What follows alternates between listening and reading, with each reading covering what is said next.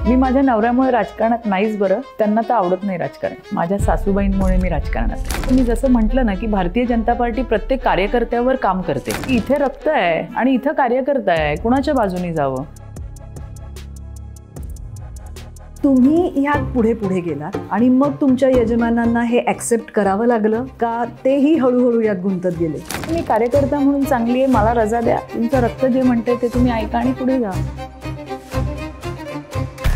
कुठेही जायचं तर ते आपल्याला सगळं फेस करूनच गेलं पाहिजे. पळून कुठून तरी असं हे जाणं माझ्या स्वभावात नाही. आणि मग महिलाच म्हणल्या, संविधानाने दाखला दिला कोणी काय घालायचं नाही घालायचं, आणि मग तो अरे पण काहीतरी घाला तर खरी. मी माझा पक्ष सोडताना मी माझ्या पक्षप्रमुखांना भेटून गेले होते, त्यांना कारणही सांगितली होती. गिल्ट आहे मला असं खूप की माझ्यामुळे माझा नवरा टार्गेट झाला.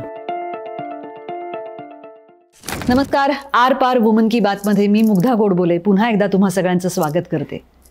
राजकारण आणि महिला हे समीकरण तसं काही फार नवीन नाहीये, पण गेल्या काही दिवसात महाराष्ट्राच्या राजकारणामध्ये काही महिला खूप चर्चेत आहेत. आज आपल्याशी बोलायला आले आहेत भारतीय जनता पार्टीच्या महिला मोर्चा प्रदेशाध्यक्ष आमदार श्रीमती चित्राताई किशोर वाघ.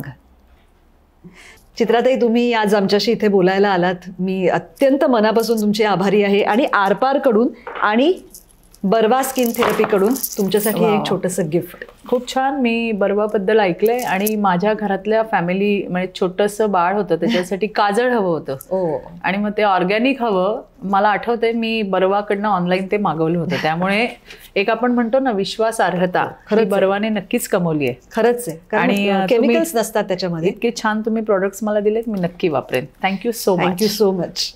चित्राताई, तुमचं मनापासून स्वागत. तुम्ही आरपारमध्ये बोलायला आलात आणि ह्या सगळ्या आत्ताच्या गोंधळात आलात, वेळ काढून आलात, याबद्दल मनपूर्वक स्वागत आणि धन्यवाद. मुग्धाताई, मलाही आनंद झाला की महिला काय काय करू शकतात, त्यांच्यात किती ताकद आहे. मग ती ग्रामीण भागातली असू दे, एखादी शेतात काम करणारी असू दे, नाही तर कॉर्पोरेटमधली असू दे, तिच्यातली ताकद तुम्ही लोकांसमोर आणता, तिला बोलतं करता, तिचा संघर्ष आपल्याला दिसतो. आणि मग हे सगळं पाहत असताना असं वाटतं, अरे मेरा गम कितना कम है. हो, खरंच आहे. आणि त्यामुळे आणखीन या ज्या सगळ्या स्टोरीज आहेत, या प्रेरणा देणाऱ्या स्टोरीज आहेत, त्यातनं नक्कीच काहीतरी नवीन शिकायला मिळतं. आणि म्हणून मला खरंच आनंद झाला. खरं तर 2 महिन्यापूर्वीच आपला भेटीचा योग होता, परंतु ते वेळेअभावी शक्य झालं नाही. आणि आज मात्र आनंद आहे की मी आरपारच्या स्टुडिओमध्ये. पण तुम्हाला मी गंमत सांगते की आम्हाला असे बरेच कमेंट्स येतात की तुम्हाला काय वाटतं, फक्त बायकांनाच प्रॉब्लेम्स असतात का, पुरुषांना नसतात का? तर खरं तर हे तुम्हीच सांगितलं पाहिजे, कारण तुम्ही महिला मोर्चा प्रदेशाध्यक्ष आहात. काय आहे, अजूनही आपल्याकडे प्रत्यक्ष राजकारणात सुद्धा पुरुष आणि महिला यांचं प्रमाण जवळजवळ काय 8:1 वगैरे इतकं कमी आहे. हो, म्हणजे जिथे आम्हाला आमच्या नेत्यांमध्येच महिला कमी दिसतात. बरोबर आहे तुमचं की या क्षेत्रामध्ये आता स्थानिक स्वराज्य संस्थेमध्ये 50% आरक्षण आले. त्यामुळे तुम्ही बघत असाल की स्थानिक पातळीवरती आता 50% महिला तुम्हाला दिसत आहेत.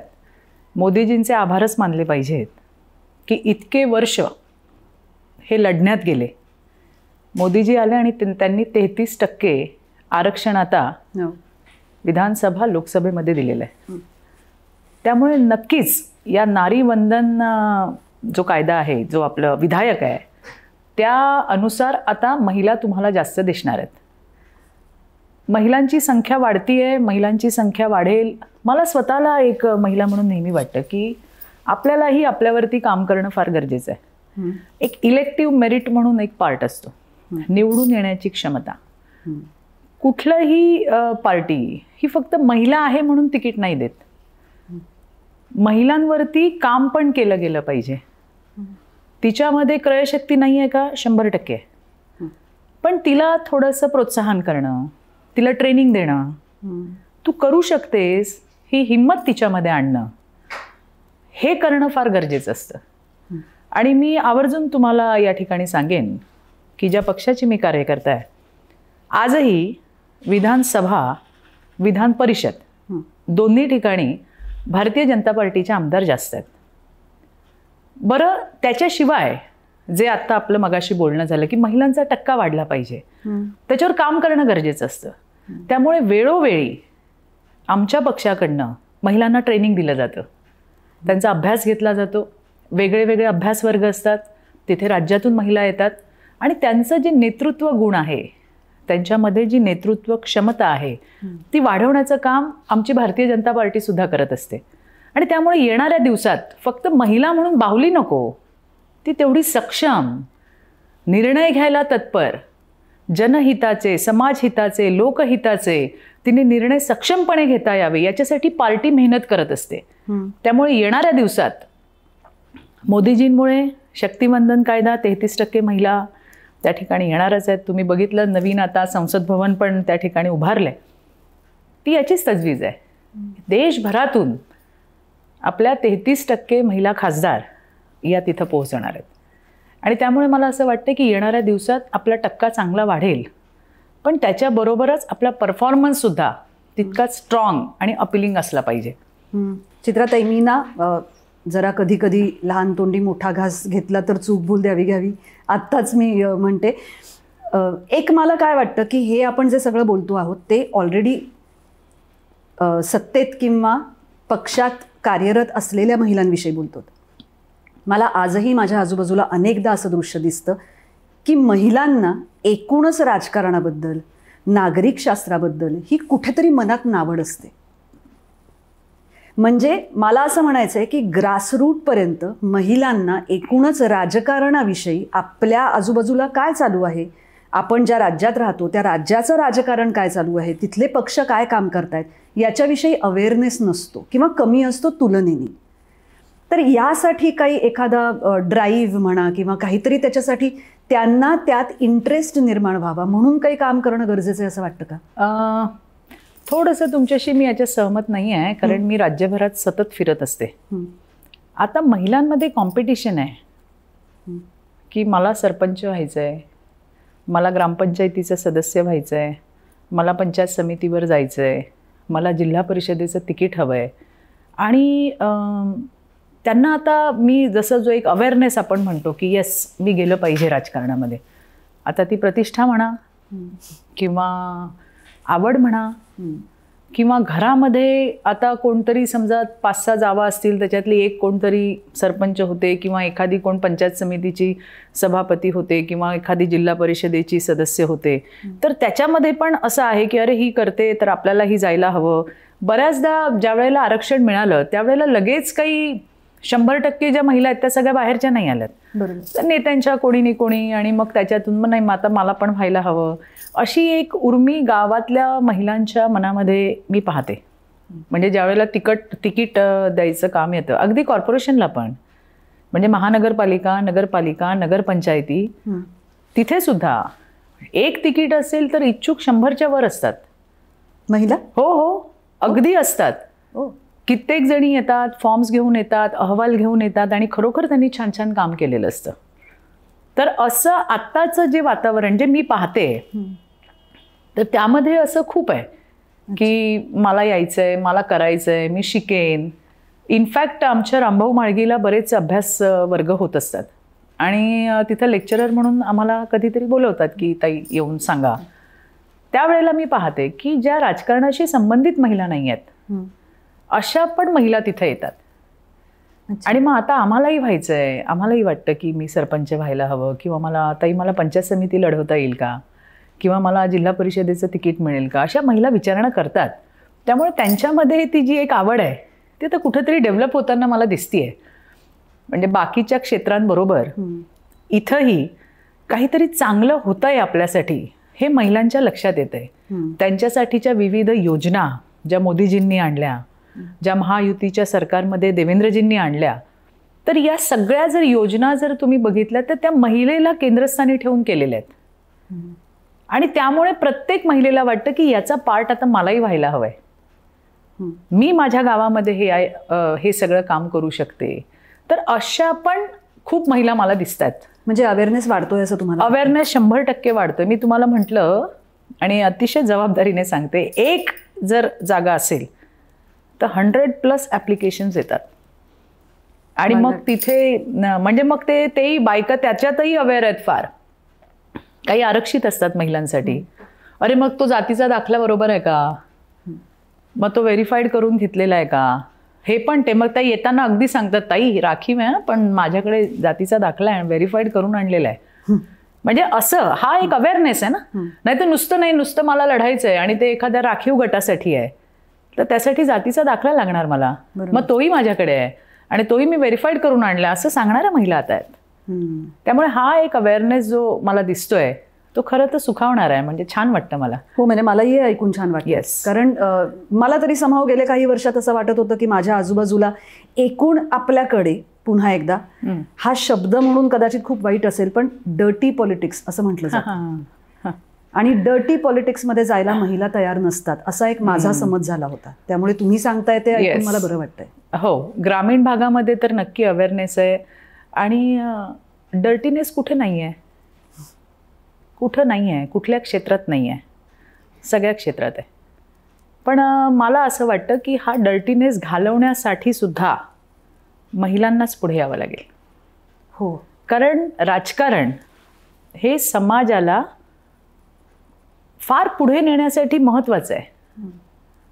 इथे निर्णय घेतले जातात, इथे काम केलं जातं समाजाला आपल्या राज्याला पुढे नेण्यासाठी. आणि मग डर्टीनेस तर सगळ्याच ठिकाणी आहे. तो घालवण्यासाठी म्हणूनचा जो अवेअरनेस आहे सगळ्यात महत्त्वाचं म्हणजे मला असं वाटतं की हो म्हणायला फार कष्ट लागत नाही, नाही म्हणायची ताकद असली पाहिजे. एखादा निर्णय जर झाला तो मला नाही पटला तो, तर त्याला नाही म्हणायची ताकद ज्या दिवशी बाईच्या हातात येईल ना किंवा तिच्याच स्वतःमध्ये येईल ना त्या दिवशी मला असं वाटतं ती खऱ्या अर्थाने सक्षम असेल. माझा निर्णय छोटा आहे, सगळे म्हणतात हो हो हो साहेब, हो साहेब तुम्ही बरोबर म्हणताय, मला नाही पटलाय. मुद्दामच असंही नाही, जो चांगला असेल त्याच्यामध्ये अर्थात सहमत व्हायला हवं. पण जिथं आपल्याला पटत नाही तिथं नाही म्हणायची ताकद सुद्धा ही महिलेने त्या ठिकाणी ठेवली पाहिजे. एक स्वतःचं अस्तित्व छोटंसं का असे ना हे निर्माण करण्याची गरज आहे. बघा, प्रवाहात वाहत जाणं फार सोपं असतं. त्रास कधी होतो? जेव्हा विरुद्ध दिशेने तुम्ही पोहता. आपण मुद्दाम पोहतो का? नाही. आमचं असं म्हणजे माझं तर वैयक्तिक असं म्हणणं आहे, तुम्ही आमच्याबद्दल घेता ना निर्णय, महिलांसाठी निर्णय घेता, महिलांना घ्या की विचारात. एखादी कमिटी फॉर्म होते समजा 10 जणांची, त्यात महिला किती? 3 होतेच. पुरुष किती? 7. तुम्ही महिलांना आमच्यासाठी ज्या वेळेला, म्हणजे ते पुरुष आहेत म्हणून काही माझा विरोध नाही आहे, पण मला असं वाटतं की जेव्हा आमच्यासाठी तुम्ही काही विचार करता थोडंसं विचारा ना मला. नाही, पुरुष आहेत म्हणून नाही म्हणण्याचा हा प्रश्न नाही. काय होतं मला तरी असं बरेचदा वाटतं की पब्लिक स्पेसमध्ये पर्टिक्युलरली जेव्हा आम्ही राजकारणातल्या लोकांना बघतो तेव्हा त्याच्यामध्ये जर मला एका वेळी मंचावर 8 पुरुष दिसले आणि मला एकही बाई दिसली नाही तर ते रेप्रेझेंटेशन असतं ना. नाही, अगदी बरोबर आहे. आता काय झालंय की दुय्यमता ही फार पूर्वीपासून आली आहे आणि आज आपण म्हणतो 21व्या शतकात आहोत आपण. आपल्या सुनीता विल्यम्स तर कुठे गेल्या तुम्ही पाहिलं, पण तरी पण आजही स्त्रीला स्वतःच्या अस्तित्वासाठी लढावं लागतं, झगडावं लागतं. तुम्ही काल काय काम केलं तो तुमचा इतिहास होतो, तुम्ही आज काय करताय ते महत्त्वाचं असतं. आणि त्यामुळे मला असं वाटतं की ही स्पेस तुम्हाला कुणी देणार नाही, तुम्हाला घ्यावी लागेल. ती तुम्हाला घ्यावी लागेल, तुमच्या कामाने घ्यावी लागेल. मला तर नेहमी असं वाटतं की हे माझं वैयक्तिक मत आहे, त्याला कदाचित कोणाचा विरोधही असू शकतो, पण मला स्वतःला महिला म्हणून मला कुठला प्रिव्हिलेज नाही आवडत. अच्छा, की अरे महिला आहेत म्हणून. नो, का? मी केपेबल आहे, तुमच्या इतकंच तुमच्यापेक्षा जास्त काम करू शकते. हे माझं पर्सनल आहे. जेव्हा आम्ही जेंडर इक्वालिटी म्हणतो की नाही, मग त्यावेळेला आम्ही तुमच्या बरोबरीने आहोत. मग मला प्रिव्हिलेज नको आहे. मला माहिती आहे माझं काम आहे, मला ते करायचं आहे. मग त्याच्यात काही अडचणी आल्या, त्या शारीरिक असू शकतात किंवा आणखीन काही असू शकतात. मला प्रिव्हिलेज घ्यावा किंवा सांगावं नाही नाही मी बाई आहे ना मग मला असं तुम्ही द्या, मला नाही आवडत. आपण आपल्या कर्तृत्वानेच पुढे जावं या मताची मी आहे. कारण ते तुमच्यामध्ये असेल तर तुम्ही स्वतःला प्रूव्ह करू शकाल. बरोबर. आणि वशिले फक्त राजकारणातच नाही, कुठल्याच क्षेत्रात फार चालत नाही मुग्धाताई. नाही चालत. हां, वशिल्याचे खेळाडू फार टिकत नाहीत रेसमध्ये. स्वतःच्या दमवरती जे तुम्ही कराल, अर्थात त्याच्यासाठी कष्ट घ्यावे लागतात आणि अभ्यासही असतो. अशा खूप महिला आहेत ज्यांनी स्वतःला त्या ठिकाणी प्रूव्ह केलं आहे, प्रूव्ह करत आहेत. आपल्याकडे अशी किती उदाहरणं आहेत ज्यांनी इतिहास घडवले आहेत. आणि त्यामुळे त्या कशा आल्या, त्यावेळेला तर काही आरक्षणही नव्हतं आणि देण्याची भूमिकाही नव्हती आणि भाषाही नव्हती, तरीही त्या महिला पुढे आल्या, त्यांनी स्वतःला सिद्ध केलं. अशा महिला आपल्या प्रेरणा असल्या पाहिजे. मग नाहीतर मग आपल्याकडे अरे या मुग्धा गोडबोले का, हो त्या आरक्षणातून आल्या आहेत, असं नाही. हो, आम्हाला तर कुठलंच आरक्षण नसतं कधी. नाही, म्हणजे मी जस्ट एक एक्झाम्पल तुम्हाला देते. अच्छा या का, अच्छा चित्रा वाघ का, अच्छा आरक्षणातून आलंय, असं नाही.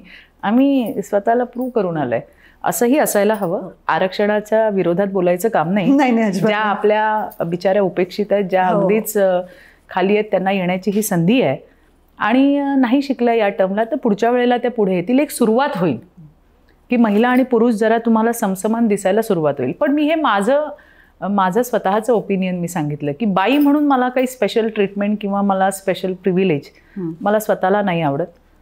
मी लढेन, मी येईन पुढे, वेळ लागेल, लेट जाऊ पण थेट जाऊ, हा माझा मंत्र आहे. तुम्ही असं मध्ये एकदा म्हणाला होतात की राजकारणात येण्यासाठी गेंड्याची कातडी असावी लागते आणि त्यात महिलेला तर फारच असावी लागते. खरंच आहे. आणि सध्या जे काही चालू आहे, गेल्या काही दिवसामध्ये आम्ही जे बघतो आहोत, त्यात खरंच असं वाटतं की तिथे उभं राहून आपल्याविषयी कोणीतरी काहीतरी बोलतंय, या अशा प्लॅटफॉर्मवर बोलतंय, वारंवार बोललं जातंय, पण त्याला तोंड द्यायचंय. हो, खरं आहे. खरं आहे मुग्धाताई, अगदी तुम्ही म्हणालात ते. गेंड्याची कातडी असावीच लागते. आपल्याला आपल्या मर्यादा माहिती असतात, आपल्यावरती संस्कार आपल्या आईवडिलांनी, आपल्या परिवाराने केलेले असतात. पण जेव्हा तुम्ही फाईट करायला जेव्हा जाता की नाही, त्यावेळेची परिस्थिती फार वेगळी असते. मी जसं तुम्हाला म्हटलं की महिलेला मोजतच नाहीत अशा काही सगळ्या नव्हे, काही असे विकृत पुरुष आहेत की ज्यांना असं वाटतं बाई म्हणजे ही दुय्यमच आहे, की त्यांची ती बॉडी लँग्वेज, त्यांचे ते बोलणं, किंवा मी किती हुशार आहे आणि ही कोण, हे जे एक आहे ना, ते सगळ्या गोष्टी बोलाव्या नाही लागत, त्या तुमच्या बॉडी लँग्वेजमधनं लक्षात येतात की यांना आम्ही मोजत नाही. मग तशांना त्यांची जागा दाखवून द्यावी लागते. आणि तुम्ही जेव्हा राजकारणात येता त्यावेळेला तुम्हाला काय वाटतं, सगळ्यांनाच आवडतं अशातला भाग नाही आहे. सगळ्यांनाच आवडतं अशातला भाग नाही आहे. आणि ज्यांचं आपलं स्वतःचं थॉट प्रोसेसिंग असतं, स्वतःचे विचार असतात, या महिला तर कुणालाच नको असतात. माझ्या होमध्ये हो म्हटलंच तर खूप छान आहे मुग्धा गोडबोले, पण जर ही माझ्या म्हणण्यासारखं वागली नाही तर मग मात्र ती वाईट आहे. हा सगळीचकडे, हे काही फक्त राजकारण म्हणून नाही, परंतु हे ज्याला हलक्यात घेणं म्हणतात ते रोखण्यासाठी आपल्याला आपला आवाज हा बुलंद केला पाहिजे, किती पण मोठी शक्ती असू दे. कधी घाबरतो आपण, जेव्हा आपल्या डोक्यामध्ये दोन विचार असतात. पण जर आपलं इंटेन्शन क्लिअर असेल ना, तर तुम्ही कुणालाही भिडू शकता. शेवटी प्रश्न तुमच्या एकटीचा नाहीच. जेव्हा तुम्ही विधानसभेत जाता किंवा तुम्ही विधान परिषदेत जाता, जशी मी आता विधान परिषदेची सदस्य आहे, तिथे काम करताना तुम्ही राज्यातल्या महिलांना रिप्रेझेंट करत असता. बरं, आम्ही काय तिथं भांडायला जातो का? इतक्या वर्षांचा संघर्ष आहे. आणि विधान परिषदेत जाणं, विधानसभेत जाणं, आमदार होणं, हे एका पॉलिटिकल ॲक्टिव्हिस्टसाठी फार मोठी गोष्ट आहे. हो, मी आभार मानीन भारतीय जनता पार्टीचे, माझे नेता देवेंद्रजींचे, की त्यांनी माझ्या मागे कुठलाही इतिहास भूगोल नाही आहे राजकारणाचा, पण त्यांनी मला संधी दिली. त्या संधीचं सोनं करायला मी विधान परिषदेत गेले. मी रोज अभ्यास करते की मला आज महिलांचा कुठला मुद्दा मांडता येईल. मग तो कॅन्सरचा असेल, मग तो शौचालयांचा असेल, मग तो शाळेतल्या मुलींची सुरक्षा असेल, मग तो कोळी महिलांचा असेल, मग कोविडमध्ये ज्याचे आई वडील गेले त्यांच्या मुलांच्या शिक्षणाचा काय, असे विविध प्रश्न मी मांडलेत. हो, गेल्या काही दिवसात तुम्ही. पण त्याच्यावरती कुणी बोलत नाही. फक्त चित्रा वाघ हे असं का बोलले? काय वेळ लागलाय का मला? ज्या वेळेला एखादा मुद्दा चालू असताना त्या मुद्द्यावरती सगळेच बोलतात. बोलण्याचा सगळ्यांना अधिकार आहे. पण जेव्हा तुम्हाला पॉइंट आउट करून तुमच्यावर बोललं जातं आणि त्याच्यावर जर एका महिलेने प्रतिप्रश्न केला तर तो ऐकून घेण्याची मानसिकता या नीच विकृतांमध्ये नाही.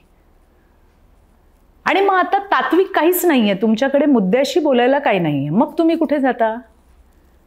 त्या महिलेच्या कॅरेक्टरवर जाता, जे सगळ्यात इझी टार्गेट असतं. हो, चित्रा वाघ कशी वाईट आहे, किंवा मग तिच्या घरादारावर जाता. हा अधिकार तुम्हाला कोणी दिला? मग लोक मला, अरे सभागृहाची गरिमा सुरुवात कोणी केली? बरं, तेही जाऊ द्या. ही गरिमा ठेवणं, हा डेकोरम सांभाळणं हे फक्त महिलांचं काम आहे? पुरुषांना कोणी नाही विचारणार की अरे तू का असं बोललास? तू का त्यांच्या वैयक्तिक गोष्टींवर गेला? हे नाही कोणी विचारणार. म्हणजे पुरुषांना कोणी शिकवायला जाणार नाही की तुम्ही चुकलात, पण महिलेला मात्र शिकवायला 100 लोक येणार की काय हे काम. मला तर आश्चर्य वाटलं, मी ज्या कमेंट्स बघितल्या, मोठ्या मोठ्या सामाजिक कार्यकर्ता, ही कसली भाषा, काय होणार विधान परिषदेत? अरे भाषा का वापरली गेली? सुरुवात कोणी केली? बरं, जे बोलले त्या पुरुषांना तुम्ही काही नाही बोलणार? ते तुमच्यासाठी नाही महत्वाचं? आणि मी तिथे बोलले तर मी गरिमा नाही सांभाळली, हे कसं काय? मला कळलंच नाही. आणि मग ही जेंडर इक्वालिटी कुठं गेली? मी तेच म्हणणार होते, अनेकदा जे दृश्य आम्हाला दिसतं टी व्हीवर त्या सभागृहात घडणारं, ते अत्यंत त्रासदायक असतं.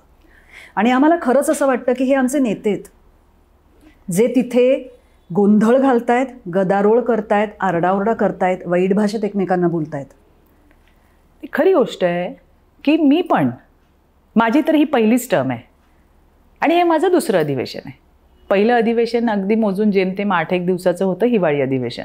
त्यामुळे मलाही खूप अशी अपेक्षा होती की अरे एवढा मोठा इतिहास आहे आणि आपल्याकडे जे निर्णय होतात, जे कायदे होतात, त्याची देशात चर्चा असते. आणि त्या ठिकाणी गेल्यानंतर मला इतकं छान वाटत होतं की मी वारंवार माझ्या भारतीय जनता पार्टीचे आणि देवेंजींचे आभार मानत होते की तुमचे आभार, तुम्ही मला इथे पाठवलं, मला किती लोकांचं ऐकायला मिळतंय, विषय काय असतात, कायदा काय असतो. आणि मग एका दिवशी अचानक हे अशा पद्धतीने माझ्यावरती वैयक्तिक टीका त्या सभागृहात झाली आणि माझा भ्रमनिरास झाला की या माणसांना आपण एवढं मोठं मोठं म्हणतो, हे काय आहे?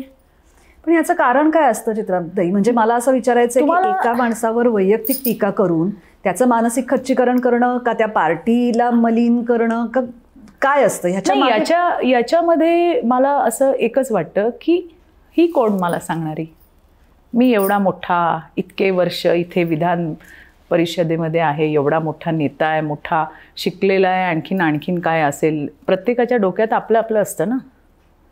आजपर्यंत मला कोण बोललं नाही, ही बाई मला काय बोलणार, हे पण डोक्यात असू शकतं.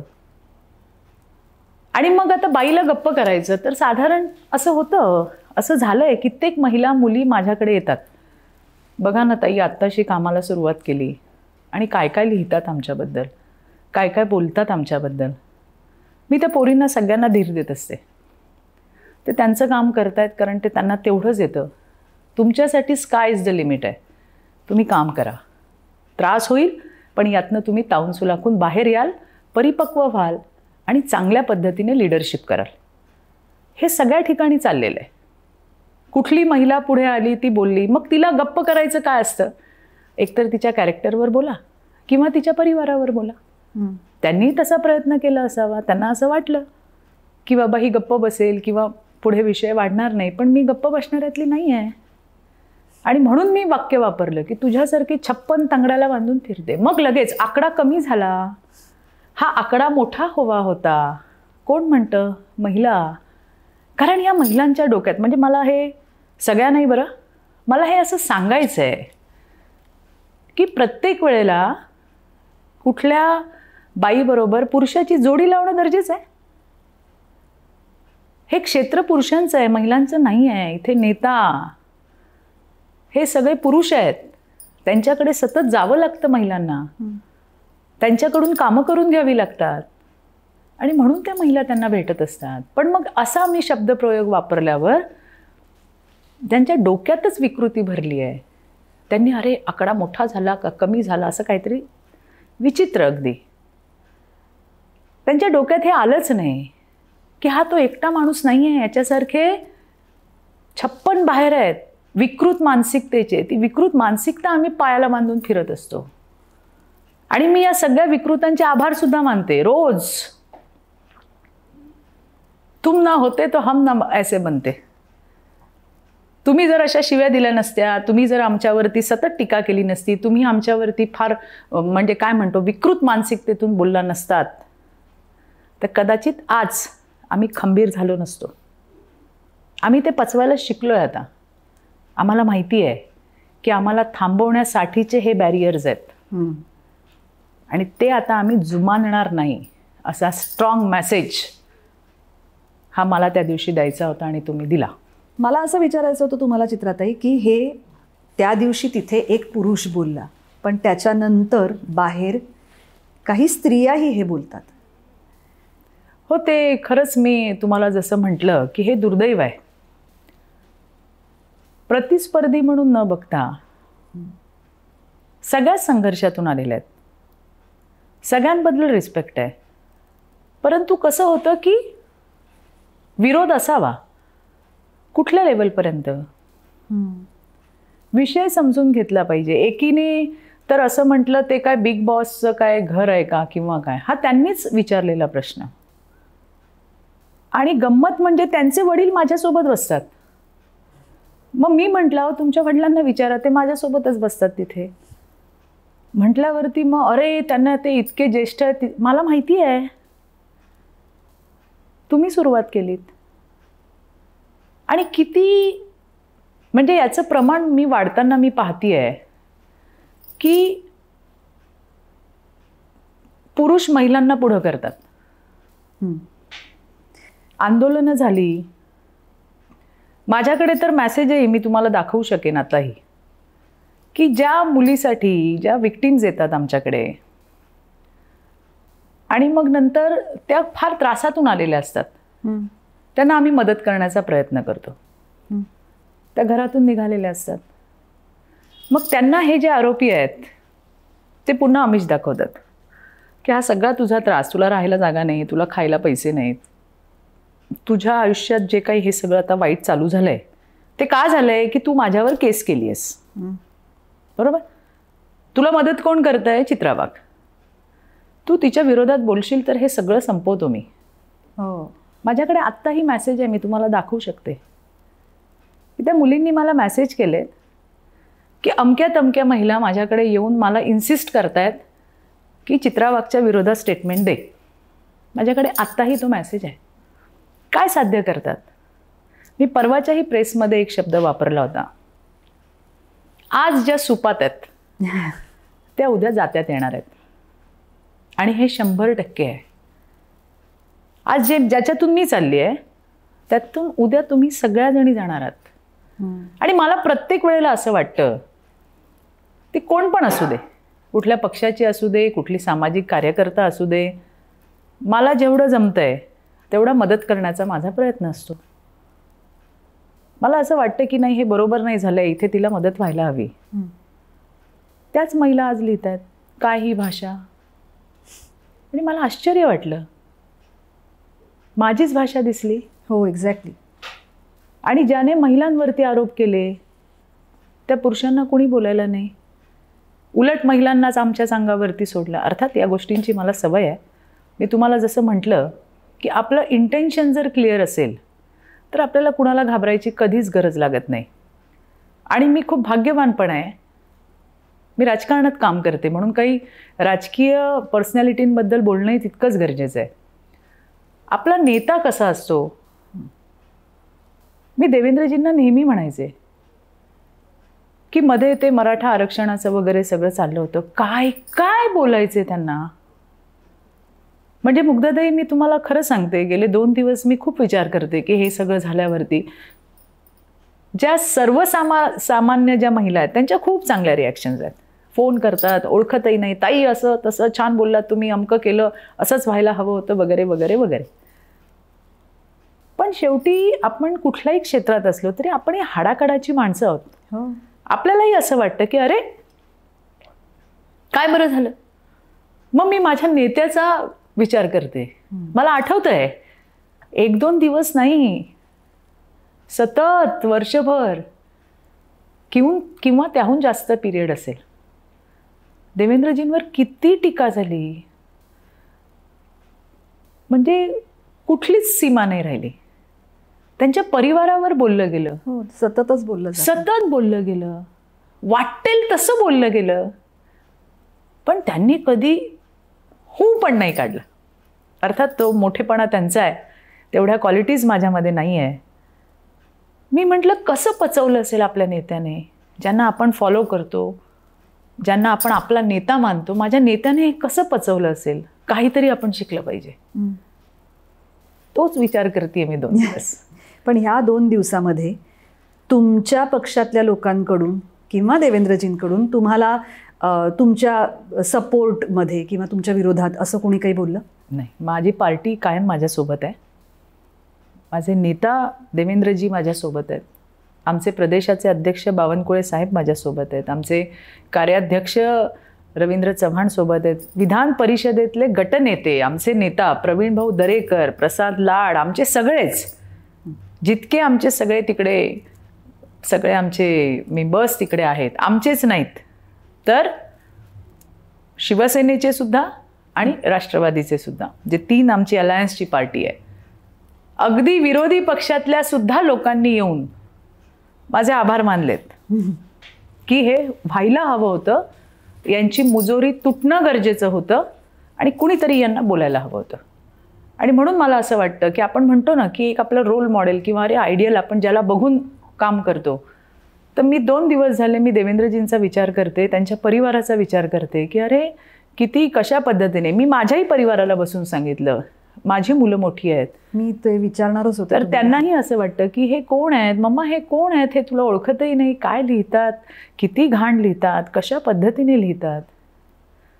मग मी त्यांना सांगते की बघा असं आहे की आपण जिथं काम करतोय, ज्या ठिकाणी आपण काम करतोय, तिथे आपण भूमिका मांडतोय, तर या गोष्टी त्या होणारच आणि त्याला आपण तयार असलं पाहिजे. बरं, कुणाच्या स्तुतीने हुरळून जाणारी मी नाही आहे आणि कुणी काही बोललं म्हणून लावून घेणारी मी नाही आहे. जसं मी मगाशी सांगितलं की इथं कातडी गेंड्याची लागते. तुमची सभ्यता, तुम्ही किती चांगले आहात ते खुंटीला टांगूनच बाहेर निघावं लागतं, नाहीतर तुम्ही राजकारणात टिकू शकणार नाही. किंबहुना मी असं म्हणेन तुम्हाला, फक्त राजकारण नाही, कुठल्याच क्षेत्रात. आम्ही सेक्शुअल हॅरेसमेंट ॲट वर्कप्लेस या मुद्द्यासाठी मी सभागृहामध्ये आत्ता परिषदेच्या तो विषयसुद्धा मी मांडला की महिलांच्या संरक्षणासाठी हा कायदा अधिक मजबूत व्हायला हवा. का गरज लागते अशा कायद्यांची?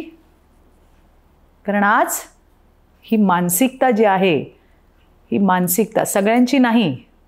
देवेंद्रजी एक पुरुष आहेत, आमचे बावनकुळे जे आहेत किंवा सगळे त्यांच्याही पक्षात काही चांगली लोक नाहीत का? आहेत ना. पण 1-2 असल्या लोकांमुळे आपण सगळ्याच पुरुषांना काही त्या रांगेत नाही उभं करू शकत. असे खूप आहेत ज्यांनी आम्हाला, आता अर्थात आम्हाला सपोर्ट केला म्हणूनच आम्ही आलो. माझा नवरा, माझ्या घरातली लोक ही पुरुषच आहेत की.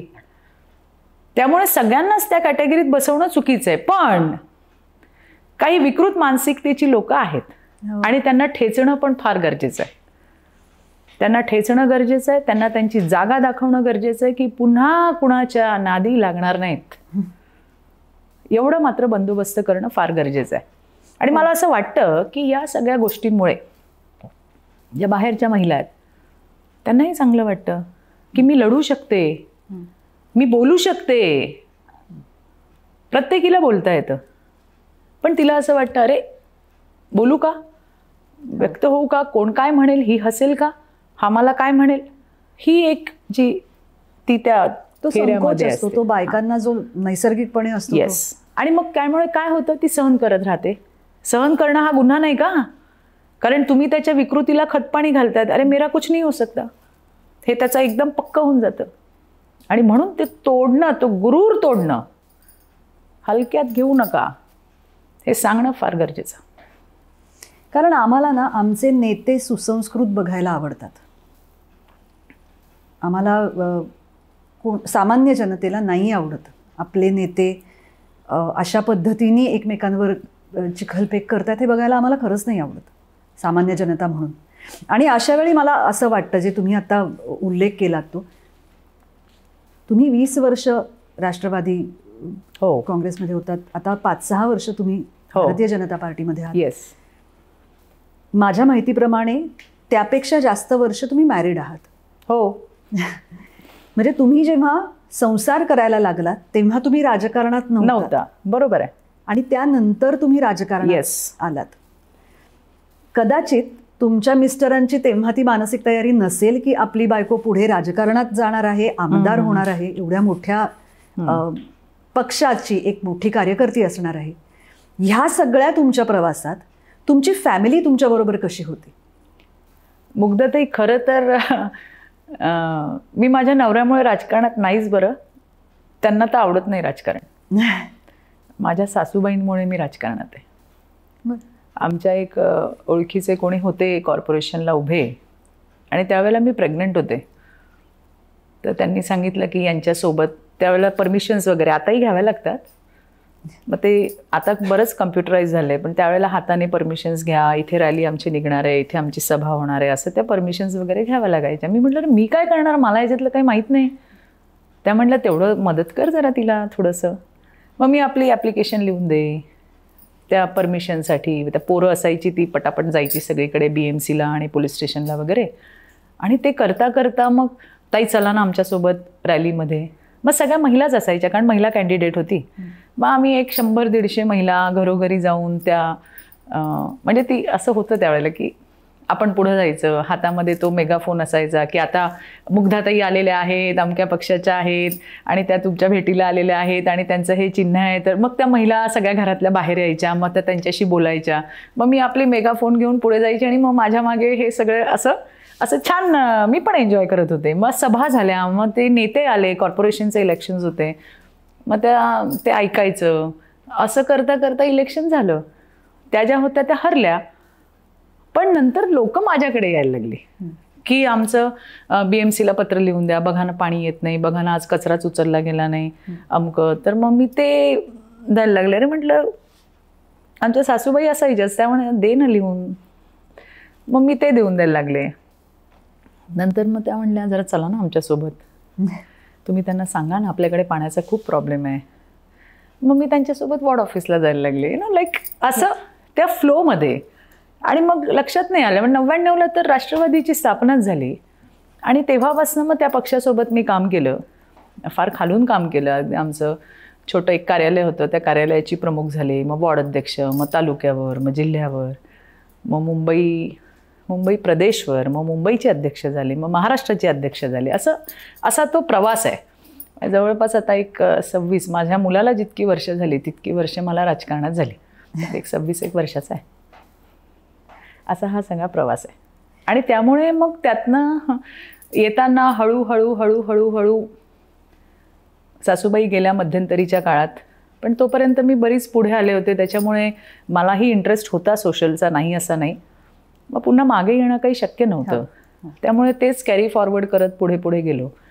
आणि आज 5 वर्ष होऊन गेली, भारतीय जनता पार्टीमध्ये आले.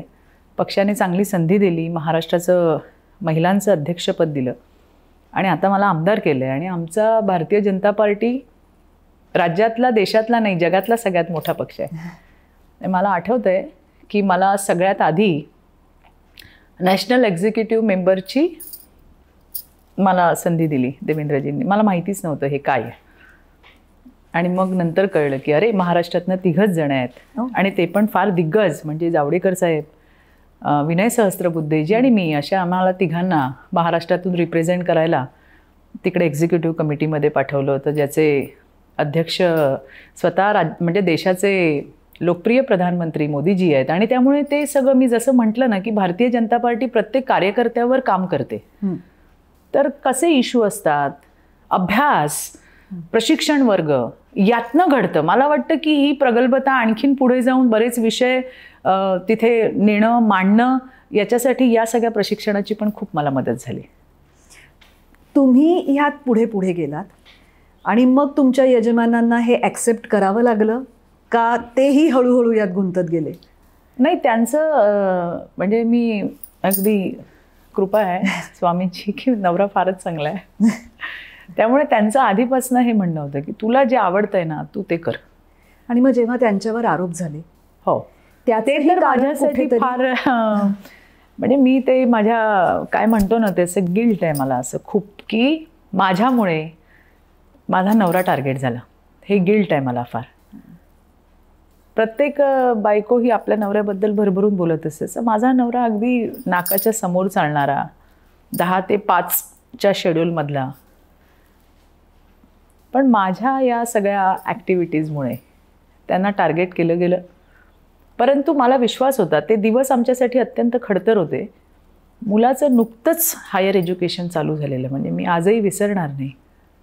आणि त्यानंतर जी आमच्यावरती वेळ आली की कशा पद्धतीने सायन हॉस्पिटलमध्ये त्यांच्यावर, नाही गांधी हॉस्पिटलमध्ये ते होते, आणि त्यांच्या चांगुलपणाचा गैरफायदा, म्हणजे त्या बरंच इन्व्हेस्टिगेशन झालं, त्याच्यात सगळं रेकॉर्डिंग्स पण आहेत. पण अर्थात जे बोलणारे असतात ते ऐकत नाहीत.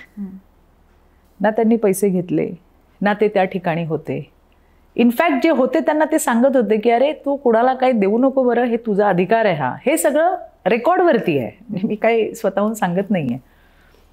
आणि मग त्यांना गुंतवलं गेलं आणि ते दिवस माझ्यासाठी फार खडतर होते. पण आम्ही लढलो. मी म्हटलं ना की प्रत्येक असे प्रसंग आपल्याला घडवत असतं. माझा मुलगा फार लवकर मॅच्युअर्ड झाला. त्याला कळलं की अरे तो वडिलांचा प्रवास पाहतोय की आपले वडील कसे आहेत. मुग्धाताई असे आमच्या परस्पर असे कित्येक विद्यार्थ्यांच्या फीस ते भरतात, कित्येक लोकांना काय काय मदत करत असतात, म्हणजे आम्हाला माहितीही नाही ते, आणि ते कधी सांगतही नाहीत. आणि मग अशा वेळेला अशा माणसावरती अशी वेळ येणं, मी म्हटलं हे प्रारब्धात असेल, पण आपण लढू. मला विश्वास होता आणि मला माहिती होतं की हे असं होणं नाही. आणि अर्थात तो लढा आमचा आम्ही जिंकलो. हायकोर्टातून पूर्ण निर्दोष मुक्तता झाली. पण ते कायम मला ऐकावंच, म्हणजे ज्या पद्धतीने बोललं जातं किंवा अजूनही ते मुद्दे सारखे ते सतत बोलले जातात. परंतु मी तुम्हाला काय म्हटलं, आडात नसेल तर पोहऱ्यात कुठून येणार. आणि म्हणून कोण बोलते त्याला मी फार महत्त्वाचं मानत नाही, कारण त्यात काही नाहीच आहे. पण त्यावेळी तुम्हाला असं नाही वाटलं की आपण हे क्षेत्रच सोडून द्यावं? माझे ना बाबा नाही आहेत, माझे काका आहेत. मला सगळ्यात आधी फील तेव्हा झालं की आमच्या वाघसाहेबांवर सगळ्यांचाच जीव आहे. म्हणजे ते असे सरळ साधे आहेत. मी नाही आहे सरळ साधी, मी जरा अशी आहे. तर ते एकदम असे बोलणं पण एकदम सॉफ्ट आहे. तर माझ्या काकांचा मला फोन आला होता आणि त्यांनी मला फोन करून सांगितलं की तुझी हौस झाली का पूर्ण? तुझ्या हौशीपायी आज आमच्या जावयाचा जीव गेला. हे त्यांचे जे शब्द होते ना ते मला फार जिव्हारी लागले. आणि मला ते फार फील व्हायला लागलं की अरे हे जे सगळं काही घडलं हे आपल्यामुळे झालंय. आपल्यामुळे आपल्या नवऱ्याला इतका त्रास. आणि म्हणजे त्यांना तिथेही प्रचंड त्रास दिला. परंतु काय असते ना, ती एक परीक्षा होती आमच्यासाठी. त्यातनं मुलगा मॅच्युअर्ड झाला. त्याच्या लक्षात आलं, लहान होता, त्याच्या लक्षात आलं की जग काय आहे हे त्याच्या लक्षात आलं. पण त्याला ही समज येण्यासाठी एवढी मोठी परीक्षा द्यावी लागेल हे मी विचार नव्हता केला. फार कठीण काळात. आणि आज मला याचा आनंद आहे की सगळ्या गुन्ह्यांमधनं, कारण काही नव्हतंच, पण ते प्रूव्ह होणं, तारखा, ते बऱ्याच तुम्हाला माहिती आहेत कोर्टाच्या सगळ्या, यातनं सगळ्यातनं तावून सुलाखून माझ्या स्वामींच्या दयेने मी सगळ्यातनं बाहेर आले, याचा मनापासूनचा आनंद आहे. पण यावेळेला एक मॉरल सपोर्ट लागतो. तुम्ही किती स्ट्रॉंग असलात तर त्याचा जो एक सपोर्ट असतो तो माझ्या भारतीय जनता पार्टीचा, माझे नेते देवेंद्रजी यांचा कॉन्स्टंटली आमच्यासोबत होता. आणि चित्रातही सगळ्यातनं बाहेर याल, काही काळजी करू नका. आपण काही केलंच नाही तर त्याला प्रूव्ह व्हायला वेळ लागतो, पण यातनं बाहेर येऊ, हा एक विश्वास मला प्रत्येक जण देत होता. आणि हे जे असतं ना, एक आपण म्हणू एक सपोर्ट जो असतो ना, तो फार महत्त्वाचा असतो. आणि ती कठीण परीक्षा आम्ही पास झालो आणि सगळ्यातनं बाहेर आलो, याचा एक आनंद मला आहे. मला एक चित्रातही प्रश्न आहे, अत्यंत सामान्य व्यक्ती म्हणून मला एक प्रश्न आहे. आमच्यासाठी जेव्हा आमचा नेता एका पक्षाशी बांधलेला असतो, तेव्हा आम्हाला असं वाटतं की त्या पक्षाची आयडिओलॉजी त्या नेत्याला किंवा त्या व्यक्तीला आपली वाटली आहे, जवळची वाटली आहे. जेव्हा आमचा एक नेता पक्ष बदलतो आणि दुसऱ्या पक्षात जातो, ज्या पक्षाची आयडिओलॉजी याच्यापेक्षा संपूर्णपणे वेगळी आहे, तेव्हा आम्हाला असा प्रश्न पडतो की मग आयडिओलॉजी महत्त्वाची आहे का, पक्ष महत्त्वाचा आहे का, पद महत्त्वाचं आहे का, कामं महत्त्वाची आहेत, काय विचार करून नेते पक्ष बदलतात. कारण गेल्या काही काळामध्ये ना जवळजवळ त्याला एक कॉर्पोरेट कंपन्यांचं स्वरूप आल्यासारखं आम्हाला वाटतं की एका कंपनीतनं माणूस निघून दुसऱ्या कंपनीमध्ये गेला. बरोबर आहे. हा प्रश्न असा खूप लोकांच्या डोक्यामध्ये येतो, का बरं हे असं होतं, किंवा का लोक पक्ष सोडून जातात. आता इतरांचं मी सांगायला मी फार लहान आहे मुग्धाताई, पण मी माझं तुम्हाला सांगेन की बाई असते ना, मीच नाही कुठलीही बाई, असा मी विचार करते की ती फक्त तिथं काम करायचं म्हणून काम करत नाही, ती इथून कुठून तरी त्या पक्षाशी जोडली जाते. हे माझं आहे आणि मला काम करायचं आहे, अशा भावनेतून ती काम करत असते. आणि मग काम करत असताना समवेर तुम्हाला असं कुठेतरी जाणवतं की अरे तुम्ही दिवस रात्र म्हणजे हे का असं राजकारणात काम करणं खरंच तसं सोपं नाही आहे. कारण तुम्हाला खूप गोष्टी सॅक्रिफाईस कराव्या लागतात. तुम्हाला घरी फार कमी वेळ देता येतो, नाहीच्या बरोबर. तुम्ही कुठल्या घरातल्या कुठल्या सुखात दुःखात असालच याची काही गॅरंटी नाही आहे. तर त्यामुळे आपण एवढं सगळं सोडून एखाद्या पार्टीसाठी किंवा एखाद्या व्यक्तीसाठी अर्थात आपण त्या ठिकाणी काम करतो. जसं म्हटलं ना, एखादा पक्ष असतो, खूप नेते असतात, अरे नाही आपल्या यांच्यासाठी काम करायचं, तसं आपण काम करत असतो. आणि मग कुठेतरी आपल्याच बरोबरीने पॅरलल काहीतरी उभं केलं जातं दुसऱ्यांकडनं. आणि मग आता बऱ्यापैकी तर जसं तुम्ही बघितलं की एक राष्ट्रीय पक्ष आता जर बघितले तर 2 आहेत ते, एक काँग्रेसचा आहे, एक आमचा भारतीय जनता पार्टीचा आहे, जिथे फार मोठी लिडरशिप आहे. बाकीच्या जे पक्ष आहेत ते फॅमिलीज आहेत. मग त्या फॅमिलीजमधलाच कोणतरी एक उठतो आणि मग तो आपल्या विरोधामध्ये काहीतरी त्या ठिकाणी सुरुवात करतो. आणि जो मुख्य व्यक्ती असतो त्याच्यापुढे म्हणजे ब्रह्मचिन्ह काय म्हणतो आपण, ब्रह्मप्रश्न उभा राहतो की इथे रक्त आहे आणि इथं कार्यकर्ता आहे, कुणाच्या बाजूनी जावं. मग मी जसं म्हटलं की आपण महिला इथून काम करतो, त्यामुळे आपल्या लक्षात येतं की बाबा हा इथे यक्ष प्रश्न उभा आहे. त्यामुळे मी कार्यकर्ता म्हणून चांगली आहे, मला रजा द्या, तुमचं रक्त जे म्हणतंय ते तुम्ही ऐका आणि पुढे जा, असं म्हणून आपण आपला रस्ता मोकळा करून पुढे जावं. पण मला असं नेहमी वाटतं की म्हणजे माझंच सांगते मी की कुठेही जायचं तर ते आपल्याला सगळं फेस करूनच गेलं पाहिजे, पळून कुठून तरी असं हे जाणं माझ्या स्वभावात नाही. त्यामुळे मी माझा पक्ष सोडताना मी माझ्या पक्षप्रमुखांना भेटून गेले होते, त्यांना कारणंही सांगितली होती. पवार साहेबांना? हो, अगदी अगदी. म्हणजे ज्या वेळेला मी निर्णय घेतला की मला भारतीय जनता पार्टीत जायचं, तेव्हा मी साहेबांना भेटले. मी माझ्या हाताने त्यांच्या हातात रेझिग्नेशन दिलं, कारण त्यांनाही माहिती होती. आणि या वयामध्ये शेवटी कसं आहे की पक्ष अडचणीमध्ये होता आणि मी कार्यकर्ता म्हणून फील्डवरती काम करणारी आहे. पण त्यावेळेला आमदारांची गरज असते, आमदार फोडून आणायचे असतात दुसऱ्या पार्टीतले, हे मी नाही करू शकत. त्याच्यामुळे जे करू शकतात ते तुम्हाला आता गरजेचे आहेत, मला आशीर्वाद द्या, मी जाते. त्याच्यामुळे मी पळून बिळून काही गेले नाही, त्यांना सांगून गेले, रितसर सांगून की या दिवशी मला वाटतं मी पवार साहेबांना भेटले आणि 4 दिवसांनी माझा पक्षप्रवेश भारतीय जनता पार्टीमध्ये झाला. मी अजितदादांशी बोलले, कारण ते पण नेता होते माझे. मी त्यांनाही सांगितलं. त्यावेळेला आमचे प्रदेश अध्यक्ष सुनील तटकरे होते, मी तटकरे साहेबांशी पण बोलले की साहेब असं असं आहे. आणि सगळ्यांनाच सगळ्या गोष्टी माहिती होत्या. इनफॅक्ट अजितदादांनी सांगितलं की ताई माफ करा, मी काही करू शकलो नाही तुमच्यासाठी. मी म्हटलं काहीच हरकत नाही. त्यांनी शुभेच्छाच दिल्या मला. त्यामुळे कसं असतं की आपल्या मागे कोण नाही हो, म्हणजे माझ्या खानदानामध्ये तर कोणी ग्रामपंचायतीचं सदस्य पण नाही आहे. आणि इतके वर्ष सॅक्रिफाईस करून जेव्हा आपण इथपर्यंत येतो, त्यामुळे कुणाच्या तरी कटकारस्थानाचं बळी होण्यासाठी तर नक्कीच नाही. आणि त्यामुळे हा निर्णय घेतला की नाही, मला भारतीय जनता पार्टीत गेलं पाहिजे. मला त्यांनीही बोलवलं होतं, मी जाऊन देवेंद्रजींना भेटले आणि मग तिथून कामाला सुरुवात केली. म्हणजे परत तिथेही की मी 20 वर्ष जे काम केलं ते इथे आल्यानंतर तर पुन्हा शून्य. हो. पण भारतीय जनता पार्टी आणि आमचे नेता त्यावेळेला चंद्रकांत दादा पाटील प्रदेशाचे अध्यक्ष होते, त्यांनी मला उपाध्यक्ष केलं त्यांच्यासोबत राज्यावर. आणि देवेंद्रजी या सगळ्यांच्या सपोर्टमुळे मी पुन्हा एकदा कामाला लागले, परत नवीन ABCD. आणि मला काम करताना असं जाणवलं की तुमचं मागचं बॅनर जेव्हा बदलतो, पण तुमचं काम कोणासाठी आहे? मी राज्यातल्या 50% महिलांसाठी. मला काय म्हणतात? महिला नेता म्हणतात. कोणामुळे म्हणतात? त्या महिलांमुळे. त्यामुळे माझी बांधिलकी त्यांच्याशी आहे. त्यांचे प्रश्न सुटले पाहिजेत. मग मी राष्ट्रवादीमध्ये आहे की मी भाजपमध्ये आहे ते महत्त्वाचं नाही. माझं काम जे आहे ते त्या ठिकाणी व्हायला हवं. माझ्या महिलांना न्याय मिळायला हवा. मला जितकं काही करतात, माझा काय असा अजिबात दावा नाही मी खूप काही काम करते असं माझा अजिबात दावा नाही. पण माझी जितकी ताकद आहे तितकी ताकद लावून त्या महिलेच्या आयुष्यामध्ये आनंद देण्याचं काम मात्र मी नक्कीच करते. आणि त्याच्यामुळे ते काम मला करता आलं, हे फार महत्त्वाचं आहे. आणि पार्टीचा सपोर्ट महत्त्वाचा असतो, नेत्यांचा सपोर्ट महत्त्वाचा असतो. तो कॉन्स्टंटली मिळत गेला. आणि पुन्हा एकदा म्हणजे म्हणतो ना आपण 2019 पासून पुन्हा माझी ABCD चालू झाली. ती आता इथवर आली आहे. एक मी जेव्हा कॉलेजमध्ये होते ना, तेव्हा निदान माझ्या पिढीमध्ये, आता चित्र बरंच बदललं असेल, इंजिनिअरिंगला जाणाऱ्या मुलींना काही स्पेसिफिक ब्रांचेसनं जायच्या. म्हणजे त्या बहुतेक वेळा कम्प्युटर इंजिनियर वगैरे व्हायच्या. जनरली मेकॅनिकलला वगैरे कोणी मुली जायच्या नाहीत, कारण तिथे कष्टाची कामं असायची. राजकारणामध्ये स्त्रियांना काही ठराविकच कामं दिली जातात असं होतं का?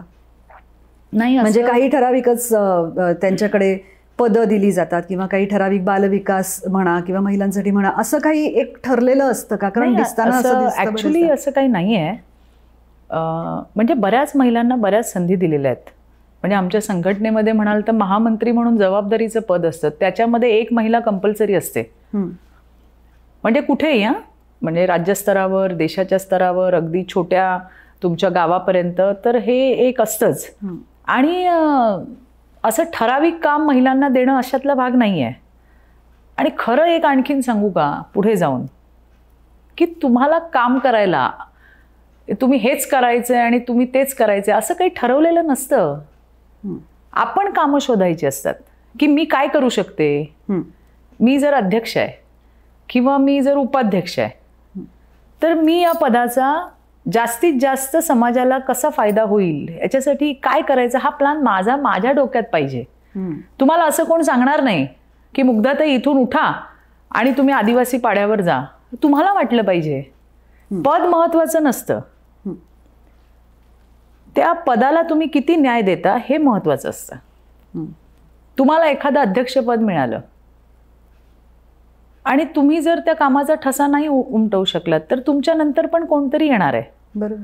त्यामुळे ही कामं कोणी तुम्हाला सांगत नाही की, म्हणजे हा माझा एक्सपिरियन्स मी सांगते की अरे हे करायला पाहिजे. मला माहिती आहे ना की अशी एखादी घटना घडली आहे, मला गेलं पाहिजे. मला काय कोण गुळ खोबरं देऊन आमंत्रण द्यायला येणार आहे का की तिथे असं असं झालं आणि त्या हॉस्पिटलला आग लागली आणि तिथे अशा महिलांना त्रास झाला आहे, तर मग मी वाट बघू. अरे मला काय अजून देवेंद्रजींनी सांगितलं नाही, मला अजून बावनकुळे साहेबांनी सांगितलं नाही की तुम्ही जायला पाहिजे. माझं काम आहे ते. हे आपल्याला स्वतःला कळायला पाहिजे. तुम्हाला पक्ष संधी देतो, ते संधी दिल्यानंतर त्या संधीचं सोनं कसं करायचं हे मात्र तुमचं माइंड, म्हणजे डोळे, कान आणि हे सतत ऑन पाहिजे. कुठे काय चाललंय, कुठे काय नाही चाललंय तुम्हाला व्यक्त होता आलं पाहिजे. प्रत्येक वेळेला सरकारच्या बरोबरीनेच तुम्ही असाल अशातला भाग नाही. तुम्हाला कधी कधी सरकारच्या विरोधात पण भूमिका घ्यावी लागते, मांडावी लागते, आपलं म्हणणं सांगावं लागतं. सरकार एक विचार करून ठरवतं की अरे नाही हे असं असं करायचं आहे, नाही याच्यामध्ये हे धोके आहे, तुम्ही याचाही विचार केला पाहिजे. ही भूमिका पण आपल्याला मांडता आली पाहिजे. त्यामुळे ठराविक कामं नाही, कामाचा दायरा तुम्ही वाढवायचा. अशी काही तुम्हाला काय म्हणतो ते कामाची यादी नसते की हां तुम्ही एवढंच बघायचं, हां याच्या असं काही नाही आहे. मला वाटलं युवकांवर काही प्रॉब्लेम होतोय, मला वाटतं सिनियर सिटीजन्सवर होतोय, मला वाटतं पुरुषांवर होतंय, मला वाटतं कुठल्या क्षेत्रातल्या लोकांवरती होतंय. मला गेलं पाहिजे. जेव्हा तुम्ही वेगळे वेगळे प्रश्न हाताळता तेव्हाच तर तुम्ही शिकता. बरं, सगळ्याचे तुम्ही आता सांगितलं, इंजिनिअरिंग आहे, इंजिनिअरिंगचे वेगळे वेगळे फॅकल्टीज आणि सगळंच. राजकारणाचं कुठं कॉलेज ऐकलंय का की इथं पॉलिटिक्स शिकवलं जाईल? नाही, समाजकारण आहे. आणि त्यामध्ये तोच सक्सेस होतो ज्याची नाळ लोकांशी जुळलेली आहे. त्यामुळे लोकांना तुम्ही आपले वाटले पाहिजे, हे सगळ्यात जास्त महत्त्वाचं. ॲक्सेस, कोणी उठून तुम्हाला फोन करता आला पाहिजे, मला बोलता आलं पाहिजे मुग्धाताईंशी. मग ते म्हणणार नाही मी PA बोलतोय आता नाहीत, मग तुम्ही 2 दिवसांनी फोन करा. मग मी नाराज होते. माझं काम हो ना हो हा नंतरचा भाग असतो, पण मी फोन केला आणि ताई माझ्याशी बोलल्या, हा मोठा प्लस पॉईंट आहे. बऱ्याचदा कामामुळे आता फार सोपं झालंय की व्हॉट्सॲप आहे किंवा टेक्स्ट मेसेजेस आहेत, तर त्याच्यावर आपल्याला रिप्लाय देता येतो, त्याच्यावर आपल्याला बोलता येतं. पण कुठेतरी कनेक्ट पाहिजे.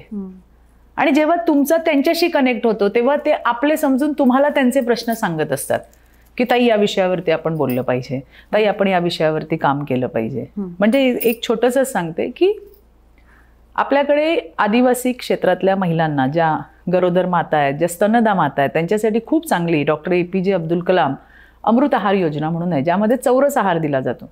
छान, अगदी म्हणजे भाजी पोळी भाकरी, केळं, अंड, सोया दूध वगैरे असं सगळं छान, की कुपोषण हटायला पाहिजे. पण मग आता कुपोषण काय फक्त आदिवासींमध्येच आहे का? नाही. आता त्यांना जो चौरस आहार दिलो तसाच इतर महिलांना एक कुरमुऱ्याचा लाडू देतात, 200 ग्रॅमची खिचडी किंवा वरण भात देतात. तर हा फरक आहे. ती पण गरोदर आहे, ती पण स्तनदा माता आहे. फरक काय की ती आदिवासी नाही आहे. मग आता ग्रामीण भागातल्या महिला आणि आदिवासी महिला यांच्या सामाजिक आणि आर्थिक याच्यात काही फार फरक नाही आहे. तर सरकार म्हणून आम्ही आमची भूमिका तिथं मांडली ना की या दोघांना सारखा आहार दिला पाहिजे, अशी तजवीज तुम्ही करा. जे हिला देतात ते हिला पण द्या. कुपोषण फक्त यांच्याकडे नाही, इथंही आहे. तर अशा ज्या भूमिका आपण ज्या म्हणतो की नाही, त्या ठिकाणी आपण प्रभावीपणे मांडतोय. हे कधी मांडू शकतो? जेव्हा मी त्यांच्यामध्ये वावरते. मुंबईमध्ये बसून, मुंबईच्या ऑफिसमध्ये बसून मी महाराष्ट्राचं काम नाही करू शकत. मला तिकडे जावं लागेल, त्या महिलांशी बोलावं लागेल. तर हा फार एक अतिशय, म्हणजे आमच्याकडे असं म्हणतात की जर राजकारणात सक्सेस व्हायचं असेल तर 2च गोष्टी आहेत. एक आहे प्रवास आणि दुसरा आहे संवाद. या 2 गोष्टी तुमच्या सतत व्हायला पाहिजे. जितका प्रवास कराल तितक्या गोष्टी तुम्हाला, आणि इतके अनुभव येतात, इतक्या गोष्टी आपल्याला कळतात. अरे हे असं आहे ज्याचा विचार आपण मुंबईत बसून करूच शकत नाही. असे अनेक प्रश्न आहेत. मग एवढा प्रवास करताना चित्राताई तुम्ही स्वतःची काळजी कशी घेता? खरं सांगू का, कसं असतं ना की हा एक परिवार आहे. आणि मगाशी तुम्ही तो प्रश्न विचारला, थोडंसं डायव्हर्ट होते, पण मी तुम्हाला सांगते, नेते ॲडजस्ट करून घेतात. मला काळजी माझ्या कार्यकर्त्यांची होती. म्हणजे मी राष्ट्रवादीमध्ये 20 वर्ष असताना माझा सततचा प्रवास असायचा. रात्री 2-2, 3-3 वाजता आमची मुलं, म्हणजे आमची युवक, सगळे युवा मोर्चा ज्याला आम्ही म्हणतो, ती पोरं माझी वाट बघायची. अरे ताई येणार आहेत, कारण रात्र अपरात्र व्हायची. पोरं माझ्या सोबत असायची. काही जण सुट्ट्या काढायचे, महिला तर असायच्याच, पण रात्री 2 वाजता तर ताईंना हायवेला घ्यायला, कारण आतमध्ये जायचंय, मग रस्ता कसा करणार, मग ही मुलं उभी राहायची. म्हणजे यांनी इतका जीव लावला ना, सगळी भावंड. म्हणजे माझ्या रक्ताचा भाऊ इथं बसलाय, पण त्याच्यापेक्षा स्ट्रॉंग बॉन्डिंग हे त्यांच्याशी माझं होतं. ताई म्हणून हक्काने भाकरी भाजी घेऊन यायचे प्रवासामध्ये, हायवेला एखाद्या ठिकाणी बसून की ताई आपण इथं खाऊया, आईने भाजी भाकरी बांधून दिली. इतकं प्रेम आणि जिव्हाळा ना. त्यामुळे मी जेव्हा मी भाजपमध्ये आले ना, मी माफी मागितली माझ्या सगळ्या सहकाऱ्यांची, माझ्या कार्यकर्त्यांची. त्यांनी खूप जीव लावला मला. आणि मला काळजी, सतत टेन्शन एकाच गोष्टीचं होतं, नेते ॲडजस्ट होतील, कार्यकर्त्यांनी आपलं म्हणणं फार गरजेचं असतं. पण पुन्हा एकदा सुदैवाने भाजपमध्ये देखील सगळे कार्यकर्त्यांनी खूप जीव लावला. आता तर गंमत अशी व्हायची, म्हणजे आजही होते, की जुने राष्ट्रवादीवाले येऊन भेटतात आमच्या ताई, आणि भाजपची लोकही येऊन, म्हणजे ते तर आता मी त्यांच्यासोबतच काम करते. तर असं संमिश्र आपण म्हणतो की नाही, असे सुद्धा अनुभव असे इथे येतात. मग असा प्रश्न काय होता तुमचा, हा माझा एक राहिलेला मुद्दा. एवढ्या सगळ्या प्रवासात स्वतःची काळजी कशी घेता? तर स्वतःची काळजी हा मुद्दाच राहत नाही. म्हणजे आता जिथे जाऊ तिथे आमच्या ताई असतात सगळ्या, त्यांच्या घरी जाणं आणि छान छान खाणं, म्हणजे तिकडचे प्रसिद्ध पदार्थ जे असतात ते त्या अगदी आग्रहाने खाऊ घालतात, दुपारी जेवायला घालतात. पुन्हा रात्री आम्ही सगळ्या एकत्रच असतो, म्हणजे मी उठायच्या आधी सगळ्या येऊन बसलेल्या असतात आणि 1:30-2 वाजता सांगावं लागतं की आता जा घरी, आपण उद्या परत भेटू. त्यामुळे दिवस इतका भरगच्च असतो. त्यामुळे स्वतःची काळजी, स्वतःसाठी वेगळी स्पेस असं काही राहतच नाही. त्यांच्याच रंगामध्ये, कारण एका जिल्ह्यात गेल्यानंतर पुन्हा तिकडे जायला 1.5-2 महिने लागतात. आणि सगळ्या जणी, म्हणजे असं वाटत नाही की अरे ही माझी अध्यक्ष आहे, की ही उपाध्यक्ष आहे, की ही आणखीन कोण आहे, की ही माझी कार्यकर्ता आहे. या आपल्याच आहेत आणि त्या सगळ्याजणी इतक्या आवडीने करत असतात की ताई तुम्ही यायला पाहिजे आमच्याकडे. मग काही डब्बा घेऊन काहींच्या घरी जेवायला जातो, खूप लोकांना बोलवतात. इतकं म्हणजे याच्यासाठी नशीब लागतं बरं. इतकं प्रेम मिळायला सुद्धा नशीब लागतं. कोण पैसे देऊन सुद्धा तुमच्यासाठी काही करणार नाही. मला खंत ही असते की त्या मुंबईत आल्यावर मी त्यांना वेळ नाही देऊ शकत. त्याचं मला दुःख फार होतं की त्या ताई आम्ही आलोय पण नेमकी मी कुठेतरी बाहेर असते. तर हे एक काम करताना ना ती ऊर्जा मिळते. पार्टी म्हणून नाही, एक परिवार म्हणून आम्ही काम करतो आणि सगळ्या वाट बघत असतात, अरे वा ताई येणार आहेत. म्हणजे इतकं छान वाटतं, मलाही खूप छान वाटतं. आणि तुम्हाला सांगू का की माझ्यासारख्या महिला ज्या इथं तुमच्याकडे येतात किंवा ज्या दिसतात, पण अशा खूप महिला आहेत की ज्या तुमच्यापर्यंत येत नाहीत किंवा त्या स्क्रीनवर दिसत नाहीत, पण त्या आमच्यापेक्षा कित्येक पटीने काम करत असतात. त्या महिलांना हॅट्स ऑफ आहे. प्रतिकूल परिस्थिती असते, कुठे कुठे गावखेड्यामध्ये राहतात, एखादी बैठक असते तर त्यांना 4-4, 5-5 तासाचा प्रवास असतो. गाड्या असतीलच अशातला भाग नाही आहे, पण तरी ते आपल्यासाठी जीव काढत येतात, पक्षासाठी जीव काढत येतात. हे त्यांच्याकडनं खूप शिकण्यासारखं आहे. आपल्याला तरी ट्रेन्स आहेत, फ्लाईट्स आहेत, गाड्या आहेत, आपण अशाने पटापट करू शकतो, पण त्या फार मोठा प्रवास करून आणि प्रत्येकीचं इतकं दमदार काम आहे ना, तेवढ्या सुविधा त्यांच्याकडे नसतात, पण त्या आमच्यापेक्षाही जास्त काम करतात. खरं तर पार्टीला तळागाळात नेण्याचं काम, आम्ही जे सांगतो ते खालपर्यंत पोहोचवण्याचं काम आमची टीम करत असते. या एवढ्या भरगच्च तुमच्या दिवसभरात तुम्ही वाचताही खूप. हो. तो कसा काय वेळ मिळतो तुम्हाला? म्हणजे मला ना ह्या मोठ्या लोकांचं नेहमी कौतुक वाटतं की त्यांना छोट्या छोट्या गोष्टी सुद्धा खूप लक्षात असतात, नावं लक्षात असतात. म्हणजे हे डेव्हलप झालेलं स्किल असतं का, हे तुम्हाला मुळातच येत असतं का, हा राजकारणातलाच शिकण्याचा एक भाग आहे? काय आहे ना की एखादी गोष्ट आपल्याला आवडते की नाही, त्याच्यात आपण जास्त फोकसने काम करतो, असं असतं ते. आणि राजकारण आवडीचा प्रांत आहे, त्यामुळे इथे काय काय येणं गरजेचं आहे. जसं आता आपण नवीन लग्न होऊन घरी जातो तर आईची ट्रेनिंग चालू असते घरी की काय यायला हवं, काय करायला हवं. ते ती काय म्हणते की बाबा व्यवस्थित पुढचा प्रवास व्हायला हवा. आपणही आवडीने शिकत असतो की अरे माझं आता लग्न होणार आहे, मला तसं हे आहे, फोकसने मला काम करायचं आहे. मी ठरवलंय ना की आता मला काय करायचं आहे, तर मला राजकारण. मग राजकारणात काय लागतं? आता एवढ्या गर्दीमध्ये समजा मी तुमच्यासाठी खूप काम करते आणि कधी खूप गर्दी असेल, अरे चित्रा कशी आहेस तू असं म्हटलं तर मला किती बरं वाटेल. आणि थोडीशी सवय आहे मला ती की नावं लक्षात ठेवणं. त्याच्यासाठी पण संपर्क असतो फोनच्या माध्यमातून किंवा मॅसेजेसमधनं. तर मला माहिती आहे की ही कोण आहे, ती कोण आहे, सोबतच काम करतो. आणि वाचनाचं म्हणाल तर वाचन लहानपणापासून आम्हाला त्याची आवड आहे. माझ्या शाळेला मी खूप आभार मानेन, त्याचे आमच्या प्रिन्सिपल होत्या सिस्टर फ्लेविया म्हणून. आणि आम्ही तिघी घट्ट मैत्रिणी, एक मी आणि माझ्यासोबत एक अजून मोनालिसा म्हणून आणि एक नालंदा म्हणून, अशी आमच्या तिघींची जोडी होती KG पासनं. बोरं जरी खायचो ना तर ज्या पुडीत बोरं बांधून आणायचे तर ते आम्ही असं अधाशासारखं वाचून काढायचो. आणि माहिती पूर्वी एक गोष्ट कॉमन आहे, म्हणजे आपल्या भेळेचा कागद वाचायचा. हो. आणि तुम्हाला आठवतं पूर्वी एक तास असायचा वाचनाचा. हो. तर त्याच्यामध्ये अशी खूप छान छान पुस्तकं त्या वयोगटानुसार देण्यात यायची की कुणाला काय वाचायचंय. तर आम्ही ते अधाशासारखं वाचायचो. आणि ती वाचनाची आवड नंतर तर हे टी व्ही वगैरे चॅनल्स इतर हे नंतर आले. आधी झोपण्याआधी वाचायची सवय होती. म्हणजे वाचले, रोज 4-5 पानं वाचली की झोप यायची. कधी कधी तर मला आजही आठवतं, युगंधरा, ययाती सारख्या तर कादंबऱ्या मी अशा झपाटून वाचून काढल्यात की एका रात्रीमध्ये त्या संपल्या पाहिजेत. अरे काय पुढे असं माझी आई ओरडायची मला, अरे तू काय करतेस तू. पण ते एक असं म्हणतो ना, ते असं भिनलेलं असं होतं. वाचनाने भाषा समृद्ध होते. म्हणजे तेव्हा काही ठरवलेलं नव्हतं की मी राजकारणात येईन वगैरे. मला तर ध्यानीमनी सुद्धा नव्हतं की कधी मी अशी इथे येईन. पण येस, भाषा समृद्ध करायची असेल तर तुम्हाला वाचलं पाहिजे. आणि तेव्हापासून ती वाचनाची आवड आहे.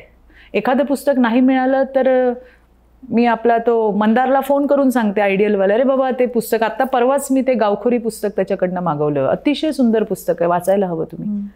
खूप सुंदर, वेगळी वेगळी भाषा, त्याच्यामधलं जे खूपच प्रत्येक गोष्टीचा एक वेगळा आपला गाभा आहे. जसं आता आपण बोललो समीर गायकवाडांचं पुस्तक खुलूस, जे खुलूस आपण जे पुस्तक काय लिहिलंय हो त्याच्यामध्ये. तर असे विविध गोष्टी जर तुम्ही वाचला तर तुम्हाला संदर्भ देता येतो. तुम्हाला लक्षात येतं की प्रत्येकाची काय आहे, गरज आहे. तर त्यामुळे वाचन तर फार महत्वाचं आहे. म्हणते एक असं शीर्षक पण आहे, वाचाल तर वाचाल. यावर मी अगदी ठाम आहे. म्हणजे मी माझ्या मुलालाही लहानपणापासून मी त्याला सांगते. पण आता मुलांचं कसं झालंय की आता ऑडिओ पण अवेलेबल आहेत. मुलांना वाचनापेक्षा ऐकण्यामध्ये जास्त इंटरेस्ट असतो. ऐकणं, बघणं. ऐकणं आणि बघणं यामध्ये जरा जास्त इंटरेस्ट असतो. मग तो थोडंसं असं की मम्मा आज पण पुस्तकं घ्यायला जाते, अगं तुला काय पाहिजे ते याच्या. नाही जमत रे मला.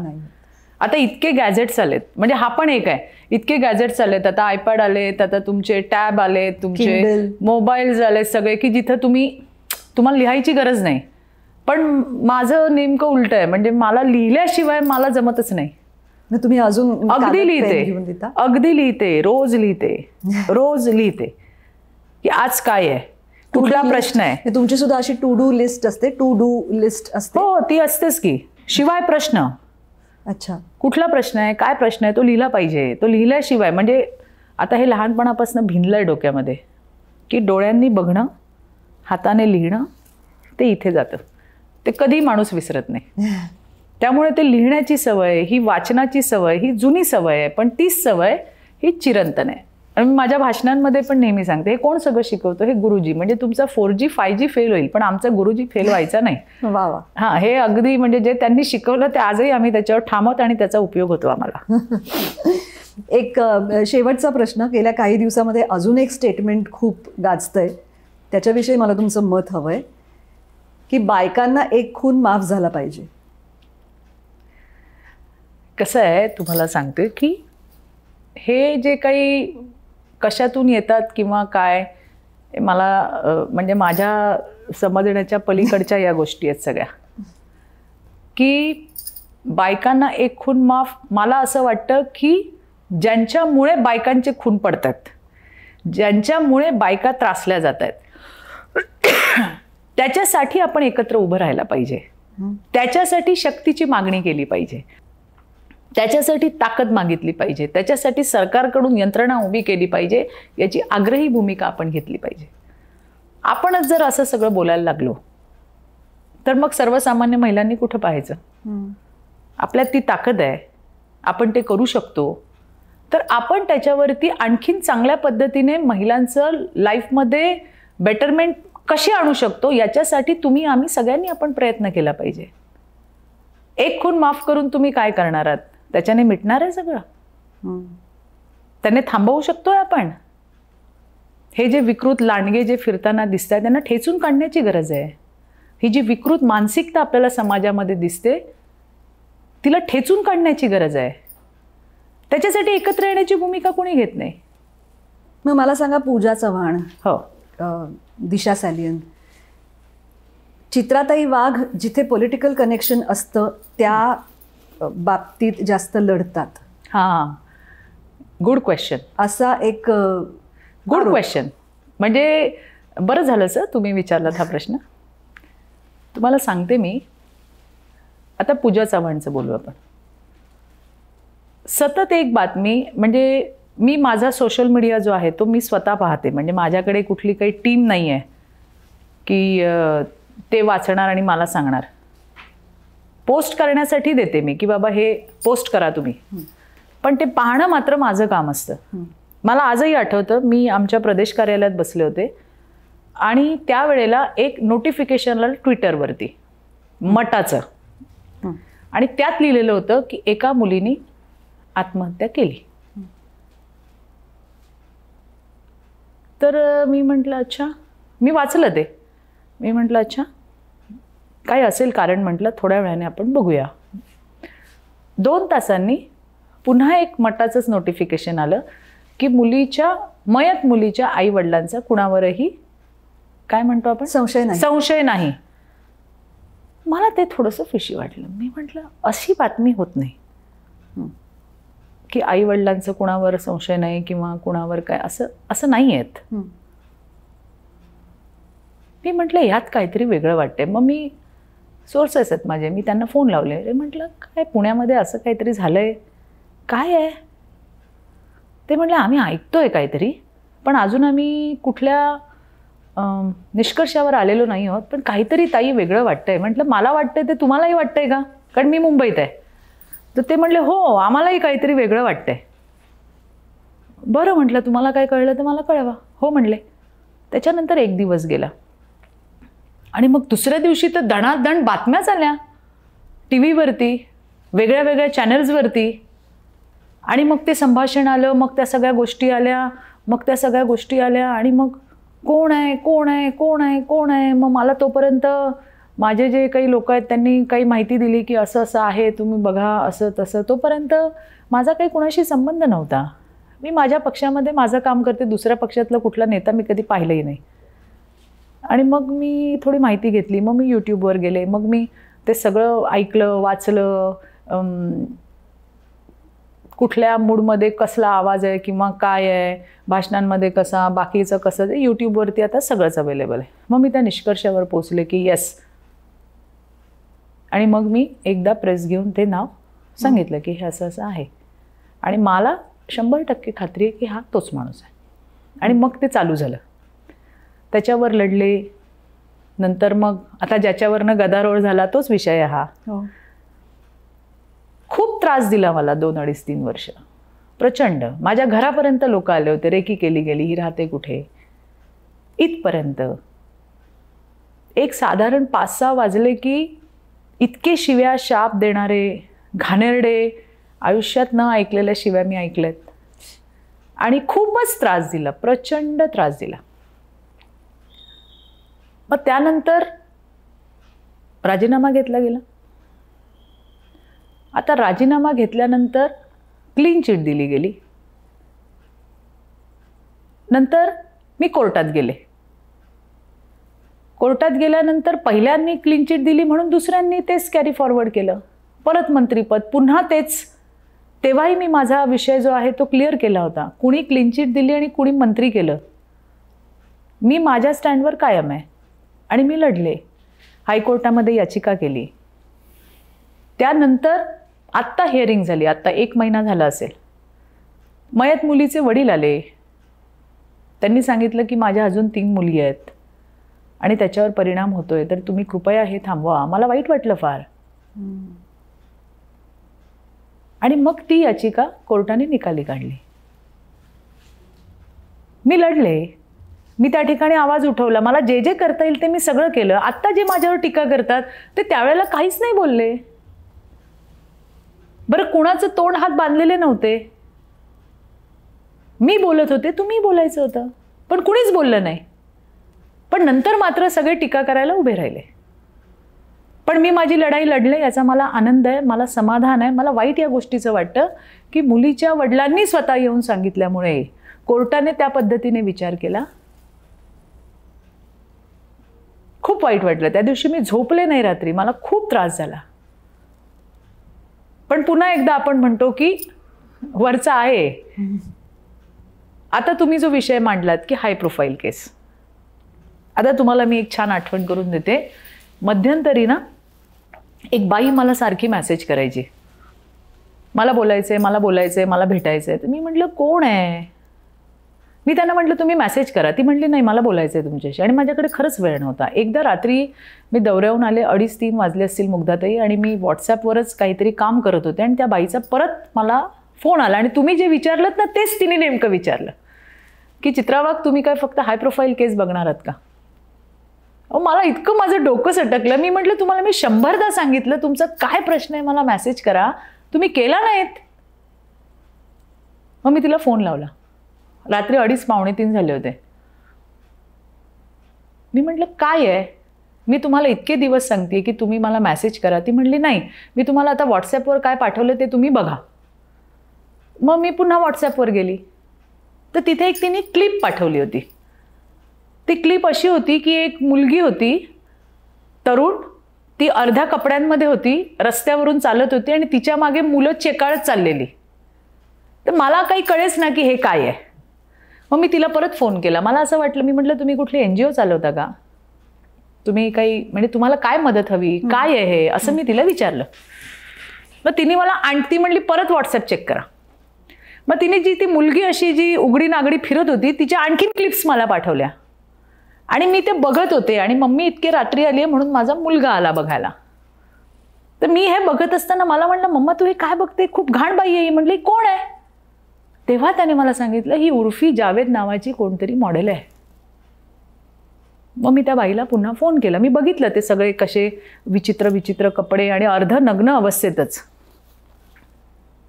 मी तिला म्हटलं की काय तुमचा प्रश्न, म्हटलं मला हे कळलं, मी हे बघितलं, ही कोण मुलगी आहे त्याची माहिती म्हटलं मी उद्या घेते. तोपर्यंत मला मुग्धाताई अजिबात मला माहित नव्हतं, कारण माझा काही संबंध नाही आहे इंडस्ट्रीशी.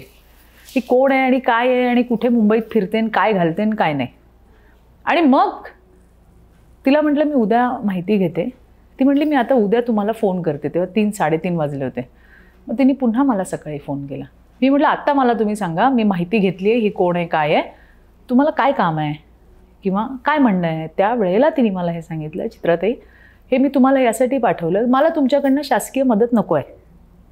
आम्ही अतिशय चांगल्या फॅमिलीतली लोकं आहोत, सधन कुटुंबातली लोकं आहोत. माझ्या 9 वर्षाच्या मुलीवरती रेप झाला आहे. आम्ही त्या ट्रॉमातून अजून बाहेर नाही आलो आहे. आम्हाला तुमच्याकडून कसलीच मदत नको आहे. ना पोलीस स्टेशनची मदत हवी आहे, ना तुमच्या शासकीय निधीची आम्हाला मदत हवी आहे. मी फक्त तुम्हाला हे सांगते की हे तुम्ही थांबवा. कारण या अशा उघड्या नागड्या बायका या मुंबईच्या रस्त्यावर फिरतायत आणि त्या चेकाळवत आहेत. त्यांच्या मागे बघा ही सगळी मुलं आहेत. बरं हिला सांभाळायला 4 बाउन्सर आहेत. बाकीच्यांनी काय करायचं. माझ्या मुलीचा काय दोष होता की हे भावना भडकवणारे हे जे काही चाललंय, या अर्धनग्न ज्या बायका थांबल्या, तुम्ही याच्यावर काही बोलणार आहात की नाही, की तुम्ही फक्त जसं तुम्ही म्हणालात हाय प्रोफाईल केसवरतीच बोलणार आहात. आम्ही अजून त्या ट्रॉमातून आलेलो नाही आहोत बाहेर. माझी मुलगी, माझ्या मुलीचं आयुष्य उद्ध्वस्त झालंय. मी आई म्हणून, तिचे बाबा बाबा म्हणून आम्ही यातनं बाहेरच नाही आलोय. आणि हा नंगा नाच तुम्ही कधी थांबवणार, हे तुम्हाला जसेच्या तसे तिचे शब्द मी तुम्हाला सांगते. आणि मग मी तो उर्फी जावेदचा विषय घेतला. तुम्ही बघितलं नेहमीप्रमाणे कशी टीकेची झोड आली. यांना प्रसिद्धी, अरे कसली प्रसिद्धी, काय प्रसिद्धी. आणि मग महिलाच म्हणल्या संविधानाने दाखला दिला कोणी काय घालायचं नाही घालायचं. आणि मग तो अरे पण काहीतरी घाला तर खरी आधी. म्हणजे असेही प्रश्न आहेत. त्याच्यासाठी पण मी प्रचंड टीका सहन केली. पण मी एका आईचा आवाज ऐकला. ती कुठली हाय प्रोफाईल केस नव्हती मुग्धाताई. अशा कित्येक केसेस मी तुम्हाला सांगू शकते ज्या समोर नाही आहेत. मी त्या आईची परवानगी घेऊन मी तिला म्हटलं की मी हे सांगू ना.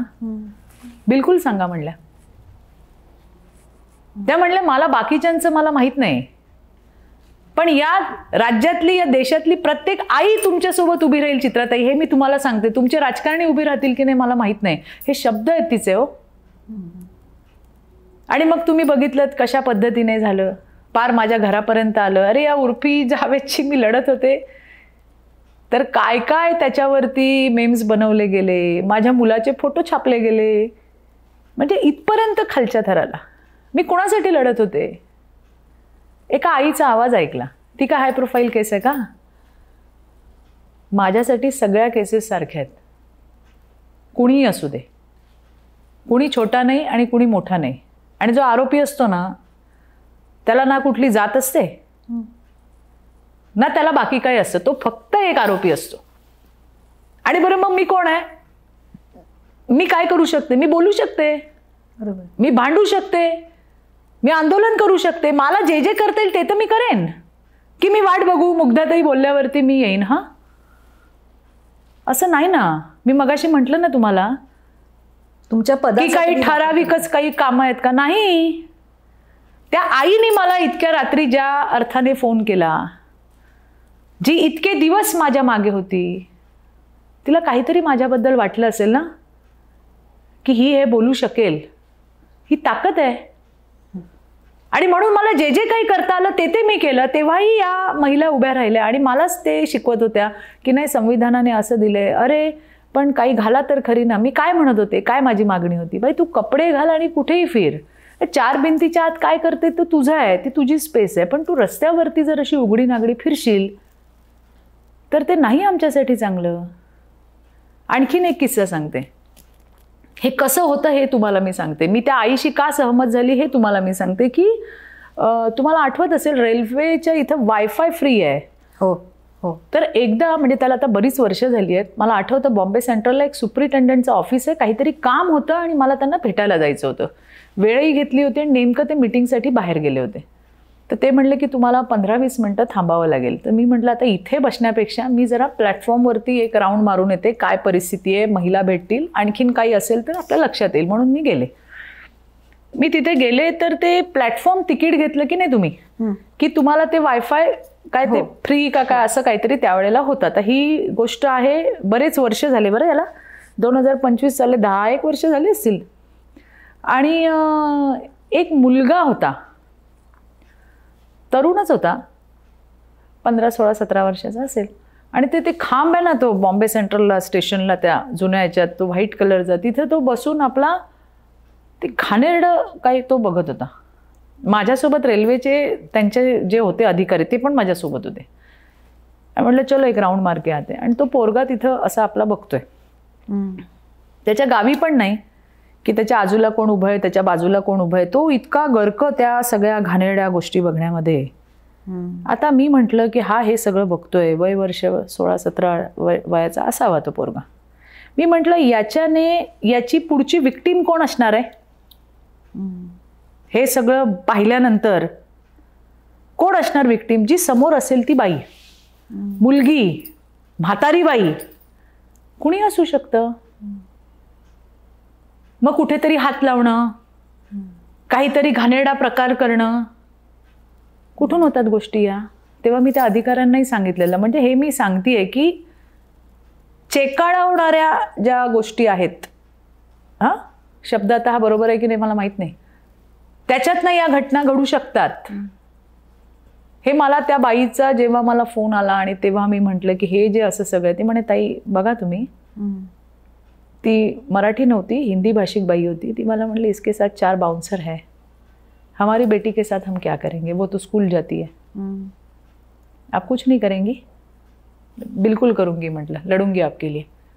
त्याच्यानंतर तिचे फोनही मला आले कि आपकी वजह से, मेरी वजह से आपको बहुत सुनना पड़ा. म्हटलं बिल्कुल नहीं, आपकी बेटी हमारी बेटी है. तर हे अशा पण केसेस होतात ना ताई. फिमेल बॉडीला ऑब्जेक्टिफाय करणं ज्याला म्हणतात ना, म्हणजे मला नेहमी असं वाटतं, म्हणजे माझी मुलगी लहान असल्यापासून आपण जेव्हा मुंबईसारख्या शहरामध्ये हायवेवरनं जातो ना, तेव्हा दोन्ही बाजूला जे प्रचंड मोठी होर्डिंग्स लावलेली असतात, त्यावर सपोजेडली जे साड्यांचे म्हणून फोटो असतात, त्यामध्ये साडी चिंधीवर सुद्धा दिसत नसते. खरंच आहे. पण काय होतं की मुलं ना डिसेन्सिटाईज व्हायला लागतात हे सगळं बघून बघून, किंवा हेच बरोबर आहे असं त्यांना वाटायला लागतं. आता हे हा अगदी व्हॅलिड प्रश्न आहे तुमचा. OTT वरती काही धरबंद राहिला नाही आहे, त्याला कसं सेन्सरशिपमध्ये घेता येईल याच्यासाठी आमचा प्रयत्न चालला आहे. सरकार 100% ते करणार आहे. हा जो सोशल मीडिया किंवा आपण काय म्हणू आता त्याला, म्हणजे प्रत्येक गोष्टीचे आपण म्हणतो ना की चांगले आणि वाईट परिणाम असतात. चांगले परिणाम कमी झालेत, वाईट परिणाम जास्त झालेत असं मला पण वाटायला लागलं. आता मी परवाचीच गोष्ट आहे, मागच्याच आठवड्यात काही जणी मला भेटल्या होत्या महिला, आणि त्या मला म्हणाल्या, अशाच गप्पा चालल्या होत्या आमच्या, त्यावेळेला त्या मला म्हणाल्या की चित्राताई, मुलांना आहे ना आता रिसर्च करणं, वाचणं किंवा काय हे राहिलंच नाही आहे. त्यामुळे गुगल बाबाला सांगितलं की 2 मिनिटात रेडीमेड मिळतं. मुलांची आता ती जी एक आपण म्हणतो ना क्युरिओसिटी संपली चित्राताई. आणि तुम्ही कुठे कुठे ते चाइल्ड लॉक लावणार? नको त्या वयामध्ये, म्हणजे आपल्या वयामध्ये ज्यावेळी आपण या फेजमधनं गेलो ना, 15-16 वर्षाचं असताना ज्या गोष्टी आपल्याला नको माहिती व्हायला पाहिजे होत्या त्या नव्हत्याच आपल्याला माहिती.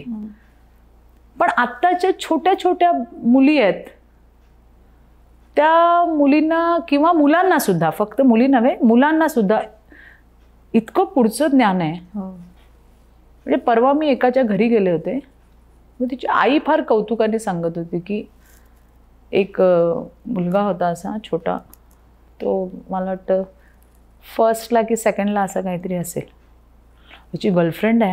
हा, ओ माय गॉड. मी म्हटलं काय म्हणलं, हो याची गर्लफ्रेंड आहे. म्हणजे मला 2 मिनटं कळलंच नाही की मी काय बोलू त्या आईला. इट्स अ डन थिंग असं झालंय आता.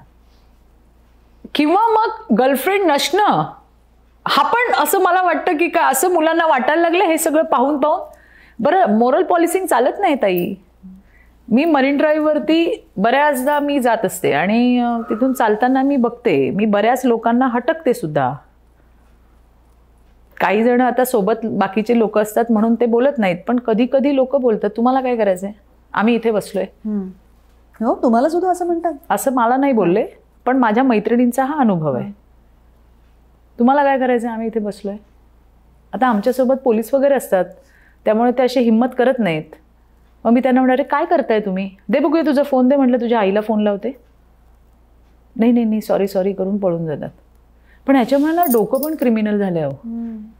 तर तुम्हाला माझा किस्सा सांगते. मी असं एकदा जात होते आणि एक आजोबा होते, गार्डनच्या कडेला नाही का ते बेंचेस असतात, तर तिथे एक असे वयोवृद्ध असे होते, आणि त्याच्या इतकी सुंदर मुलगी होती, अशी मस्तच एकदम छान परीसारखी छान 4-5 वर्षाची गुबगुबीत, आणि ते तिला आवडत चिवडत होते, तिचे पा घेत होते. तर मला ना ते, मी गाडी पुढे गेलेली, मी परत मागे घ्यायला लावली. मी उतरले गाडीतून. मी त्यांना म्हटलं काय करताय तुम्ही, तर ते मला म्हणे तुम्हाला काय करायचंय. मी म्हटलं ही कोण आहे, शेजारच्यांची मुलगी आहे का, असंच म्हटलं मी. ते म्हटलं हो नात आहे माझी. काय झालं तुम्ही असं का विचारताय मला. म्हटलं तुम्ही तिला आवडता चिवडता काय एवढं. तर म्हणे मग माझी नात आहे ती. म्हटलं लावा तिच्या आईला फोन. तिथे लोक, अरे चित्राताई काय झालं. मी म्हटलं अरे म्हटलं त्या मुलीला असं हे करतायत. तर मग त्यांनी फोन लावला. मग ती म्हटलं चित्राताई सासरे आहेत माझे. मी म्हटलं मला माफ करा. मी 100 वेळा त्यांची माफी मागितली. म्हटलं मला माफ करा. आजकाल म्हटलं इतक्या वाईट घटना घडतायत ना, की मुलांना फिरवायला घेऊन जायला किंवा मी इथे घेऊन जातो म्हणत म्हटलं मुलींवरती फार वाईट पद्धतीने हे करतं. म्हटलं मी 100दा तुमची माफी मागते. पण म्हटलं आता ना हे असं काही मला जरा थोडंसं वेगळं वाटलं की मी चौकशी करते म्हटलं, त्यामुळे तुम्हाला त्रास झाला. मी 100 वेळा त्यांची माफी मागितली. मग ते आजोबा मला म्हणले चित्राताई तुमचं बरोबर आहे. म्हटलं होतात की नाही घटना अशा. नाही, रादर कौतुक आहे की तुम्हाला ते वाटलं, तुम्ही लगेच त्याबद्दल काहीतरी. हो, मग माझ्या सोबतची लोक मला नेहमी असे ओरडत असतात, ताई काय करताय तुम्ही, काय बोलताय. मी म्हटलं नाही, आपण विचारलं पाहिजे, अलर्ट राहायला पाहिजे. कारण ज्या या घटना घडतात त्याला कुठेतरी मला असं वाटतं आपण जबाबदार असतो की आपल्या डोळ्या देखत काही घडत असतं आणि आपण ते नाही समजू शकत. किंवा एखादी बाई, किंवा एखादी बाई, ही सवय आहे माझी, एखादी बाई मला अशी घाबरूघुबरी होऊन जाताना दिसली, रडत जाताना दिसली, कुठला नवरा जरी बाईला मारत असेल रस्त्यावर तरी मी थांबून त्याची कलई करत असते की नाही म्हणून. का तिला धीर येतो की बाबा कोणतरी आहे विचारणार. प्रत्येक जण घाईमध्ये, कुणालाच थांबायला वेळ नाहीये. पण आपल्या थांबल्याने तिच्यावरचा जो काही वाईट प्रसंग आहे पुढचा तो टळणार आहे ना. नुसती भाषणं देऊन कसं जमेल. आपणही प्रॅक्टिकलमध्ये वागलं पाहिजे. मी तर सगळ्या माझ्या जिथं बायका भेटतील मी सगळ्यांना सांगते, अगं कुणी तुम्हाला असं दिसलं ना घाई गडबडीचं तर थांबा. मग अगदी बाईच नाही, पुरुष पण असतो. काही व्यापात असतात, काही त्यांच्या गणगणीमध्ये असतात, कुठे जीव द्यायला जाणार असतील, आणखीन काय वाईट जीवाचं बरं वाईट करणार असतील. 2 मिनिटं बोललं ब्रेक होतं. तो क्षण असतो बघ. तो क्षण एकदा क्रॉस झाला ना की पुन्हा रांगेवर येतं. अरे माझे असे बरेच अनुभव आहे आणि ती सवय आहे मला. चित्राताई, आता मला फक्त एकच सांगा की महाराष्ट्राच्या राजकारणात सर्वोच्च पदावर महिला कधी येईल? येईल ना, थोडा वेळ लागेल असं मला वाटतं. कारण काही फक्त महाराष्ट्रातच नाही, बऱ्याच राज्यांमध्ये कोणी मुख्यमंत्री सगळ्याच काही महिला आहेत अशातला भाग नाही.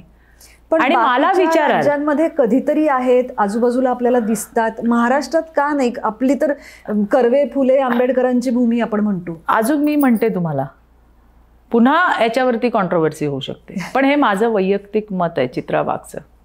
याचा माझ्या पार्टीशी, माझ्या नेत्यांशी काही संबंध नाही. मला असं वाटतं की महाराष्ट्रामध्ये अजून महिलांची लिडरशिप ही प्रगल्भ होण्याची गरज आहे. दुसरी महत्त्वाची गोष्ट, बाई सर्वोच्च पदावर बसली म्हणजे महिलांचे प्रश्न असे सुटतील या विचारांची मी नाही आहे. मी जेंडर इक्वालिटी मानणारी आहे. मी काय म्हणते, त्या खुर्चीवर कुणी बसू दे, पुरुष बसो स्त्री बसो, त्याने आमचे प्रश्न त्या डोळसपणे बघितले पाहिजे. एखादी बाई बसली आणि अत्याचाराला म्हणजे पार ऊत आलाय, काय कराल तुम्ही? तुम्ही बघताय ना पश्चिम बंगालमध्ये काय झालं त्या कार्यकर्त्या हॉस्पिटलमध्ये. कोण आहे तिथे मुख्यमंत्री? त्यामुळे महिला मुख्यमंत्री बसल्यावर महिलांचे सगळे प्रश्न सुटणार आहेत या मताची मी अजिबातच नाही आहे. आणि आजच्या क्षणाला जर तुम्ही मला विचाराल तर अशी कुठलीच बाई मला दिसत नाही की जिच्यामध्ये बाबा ही मुख्यमंत्री म्हणून बसू शकते, अशी मला एकही महिला दिसत नाही. हे सत्यता आहे, कटू आहे पण सत्य आहे. महिला आहे म्हणून नाही नाही नाही नाही महिला मुख्यमंत्री झाली पाहिजे, अरे तिला अजून. आणि जसं मी म्हटलं, महिला बसल्यावर महिलांचे प्रश्न सुटतील या विचारांशी मी सहमत नाही. आपल्या आजूबाजूला उदाहरणं आपण पाहतोय, जे कोणी बसेल, पुरुष बसो स्त्री बसो, त्या प्रश्नांकडे डोळसपणे बघितलं पाहिजे, त्या प्रश्नांची सोडवणूक झाली पाहिजे. कारण जेव्हा आपण रुलिंगमध्ये असतो ना, त्यावेळेला आपल्या खूप जबाबदाऱ्या वाढतात. आणि या राज्यातल्या प्रत्येक बाईची, प्रत्येक मुलीची संरक्षणाची जबाबदारी आपली आहे. आणि मग ते फक्त सरकार म्हणून करेल का? समाजामध्ये पण जागृती व्हायला पाहिजे. एखाद्या बाईला, आता तर किती व्हिडिओ आपण बघतो, एखाद्या बाईला कोण मारतंय, बुटाने मारतंय, दांडक्याने मारतंय, तिचे ब्लाऊज फाडतायत, लोक काय करतात? व्हिडिओ. तेच हात जर त्या हरामखोराला धरायला जर धरले तर याचाही आपण विचार केला पाहिजे. समाज आणि सरकार हातात हात घालून काम केलं पाहिजे. जिथे चुकीचं होतं तिथे चूक म्हणणं, मी म्हटलं ना मगाशी तुम्हाला, हो मध्ये हो बोलण्यामध्ये काही भलं नाही आहे. म्हणजे विरोधाला विरोध नाही बरं का, पण जिथं पटत नाही तिथे बोललं पाहिजे. आपण ज्यांच्यासाठी काम करतो त्या महिला तुमच्याकडे खूप अपेक्षेने बघत असतात. त्यामुळे बाकीच्या काय बोलतात त्याच्याकडे लक्ष देण्याची गरज नाही. आपण ज्यांच्यासाठी काम करतो त्यांच्यासोबत आपण प्रामाणिक असलं पाहिजे. आणि मी खूप भाग्यवान आहे, कारण शेवटी पुन्हा बाई आहे ना, एकटी काय करणार? तुमची लिडरशिप तेवढी सकारात्मक पाहिजे. मला सांगायला आनंद होतोय की पुन्हा तुम्ही म्हणाल की तुम्ही काय सारखं देवेंद्रजींचं बोलता. मी 26 वर्ष या राजकारणामध्ये आणि मी हून बरोबर काम केले. पण इतरांसाठी विचार करणारा नेता आहे देवेंद्रजी. म्हणजे जेव्हा लाडकी बहीण योजना आली, म्हणजे दर महिन्यातून एकदा तर आम्ही भेटतोच. मी माझा अहवाल घेऊन जात असते. अहवाल म्हणजे काय की बाबा देवेंजी हा एक प्रश्न आहे, हा आरोग्याचा प्रश्न आहे, हा याचा प्रश्न आहे, हा त्याचा प्रश्न आहे, हा त्याचा प्रश्न आहे. जेव्हा ते उपमुख्यमंत्री होते तेव्हाही आणि आता मुख्यमंत्री आहेत तेव्हाही इतके पटापट, कारण शेवटी यंत्रणा आहे ना, बरोबर, त्यांना हलवायचं काम ते करतात. या हॉस्पिटल्समध्ये अशी सुविधा महिलांना मिळाली पाहिजे, ST वरती अशी सुविधा त्यांना मिळाली पाहिजे, शाळा कॉलेज जे असेल ते प्रश्न त्याच्यावरती अरे आल्यात नुसत्या म्हणून या आणि अच्छा अच्छा हो हो करूया असं देवेंद्रजींनी आजपर्यंत कधी केलेलं नाही आहे. इनफॅक्ट मी जेव्हा पण जाते ते मला नेहमी हेच सांगत असतात, चित्राताई राज्यातल्या महिलांसाठी आणखीन काय चांगलं करता येईल तर सुचवा. असा विचार करणारा नेता की आणखीन आपल्याला काय करता येईल का. जसं आता तुम्ही बघितलं असेल की आता त्यांनी बजेटमध्ये उमेद मॉल काढलेत की आम्ही, आपला नेहमीचाच प्रश्न होता तो की अरे आम्ही चांगलं कुरड्या बनवतो, पापड बनवतो, गोधड्या बनवतो, साड्या बनवतो, विकणार कुठे. आता काय म्हणले ते प्रत्येक जिल्ह्यामध्ये तुम्हाला उमेद मॉल देतो. असे बरेच सांगता येतील मला, म्हणजे मी बोलत बसले तर बरेच तास निघून जातील. तर तेवढी सकारात्मक लिडरशिप पण लागते मुग्धाताई. मी जेव्हा माझा एक पाय खाली आहे आणि मी सगळ्या महिलांचे प्रश्न गोळा करून जेव्हा आमच्या नेत्यांकडे देते, तेव्हा ते जर सकारात्मक असतील ना, तर खालचे प्रश्न जे आहेत ते सुटू शकतात. आणि असा विचार करणारा नेता म्हणजे सुदैवाने आपल्या महाराष्ट्राला लाभलाय, जे नेहमी विचार करतात की आणखीन ताईंना काय देता येईल. ताईंना म्हणजे राज्यातल्या लाडक्या बहिणींना आणखीन काय करता येईल चित्राताई, नक्की सुचवा, असंही विचारणारे नेते नाहीत आता. हे फार जबाबदारीने सांगते मी. लोकांना वाटतं नाही तुम्ही आता भाजपमध्ये गेल्या आणि म्हणून तुम्ही असं बोलताय, तुम्ही आता त्यांनी तुम्हाला आमदार केलं. नाही, आमदार वशिल्याने नाही झाली आहे मी, हेही मला या ठिकाणी सांगायचं आहे. त्यामुळे काम करत असताना त्या कामाची, ज्याला आपण अकाउंटेबिलिटी म्हणतो, तीही चेक होणं गरजेचं आहे आणि त्यातनं संधी मिळणं. आणि मला प्रचंड आनंद या गोष्टीचा, समाधान आहे. मी नेहमी माझ्या पक्षाचे आणि देवेंजींचे आभार मानते की जे 26 वर्ष मी फील्डवरती केलं ते प्रश्न आता मला मांडायची संधी मिळाली आणि त्याच्यातलं सोल्युशन घेऊन जेव्हा बाहेर येतं ना, तेव्हा त्याचा आनंद फार वेगळा असतो. त्यामुळे हे जे आपण म्हणतो की इथले आलेले प्रश्न इथून सुटणं, त्याच्यामुळे लिडरशिप सकारात्मक म्हणून माझ्यासारख्या महिला काम करतात. ही अशी मी एकटी नाही आहे त्यांच्याकडे जाणारी किंवा मी देवेंजींना सांगणारी. मी काय एकटी चित्रा वाघ नाही. आमच्या सगळ्या महिला आमदार ज्या वेगळ्या वेगळ्या क्षेत्रात काम करतात, मग परिषदेवरती आहेत, विधानसभेवरती आहेत, आणि त्या प्रत्येकीचे प्रश्न ऐकून घेतात बरं, आणि त्याच्यावर सोल्युशन पण देतात. त्यामुळे आणखीन एक म्हणतो ना आपण, काम करण्याची ऊर्जा ही अशी मिळत असते.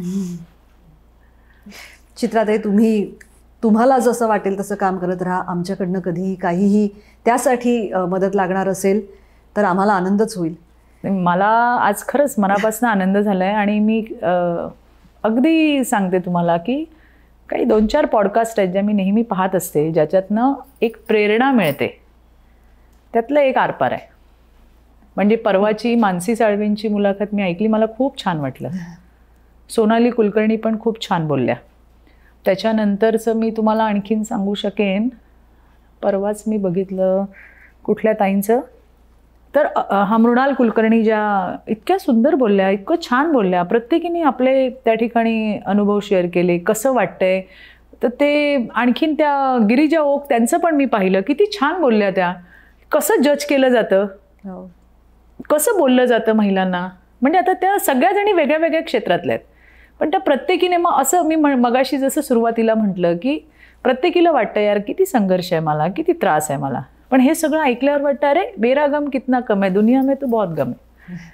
पण एक त्याच्याने एक प्रेरणा घेऊन आणखीन पुढे जाण्याचं जे तुम्ही एक माध्यम झालंय, म्हणून तुम्हाला मनापासूनच्या शुभेच्छा. की फक्त सेलिब्रिटी नाही, तर तळागाळातल्या महिलांनाही तुम्ही या प्लॅटफॉर्मवर येऊन संधी दिली. तू बोलू शकतेस, हा एक आत्मविश्वास जो तुम्ही दिलाय ना, कदाचित काही जणींची ही सुरुवात असू शकेल आरपारची, पण ज्या ज्या इथे येऊन गेल्यात सर्वसामान्य महिला, त्या येणाऱ्या दिवसात त्यांचे प्रश्न किती प्रखरपणे मांडतात हे मी तुम्हाला अगदी आज सांगू शकते. त्यामुळे तुम्हालाही खूप साऱ्या शुभेच्छा. नमस्कार. धन्यवाद.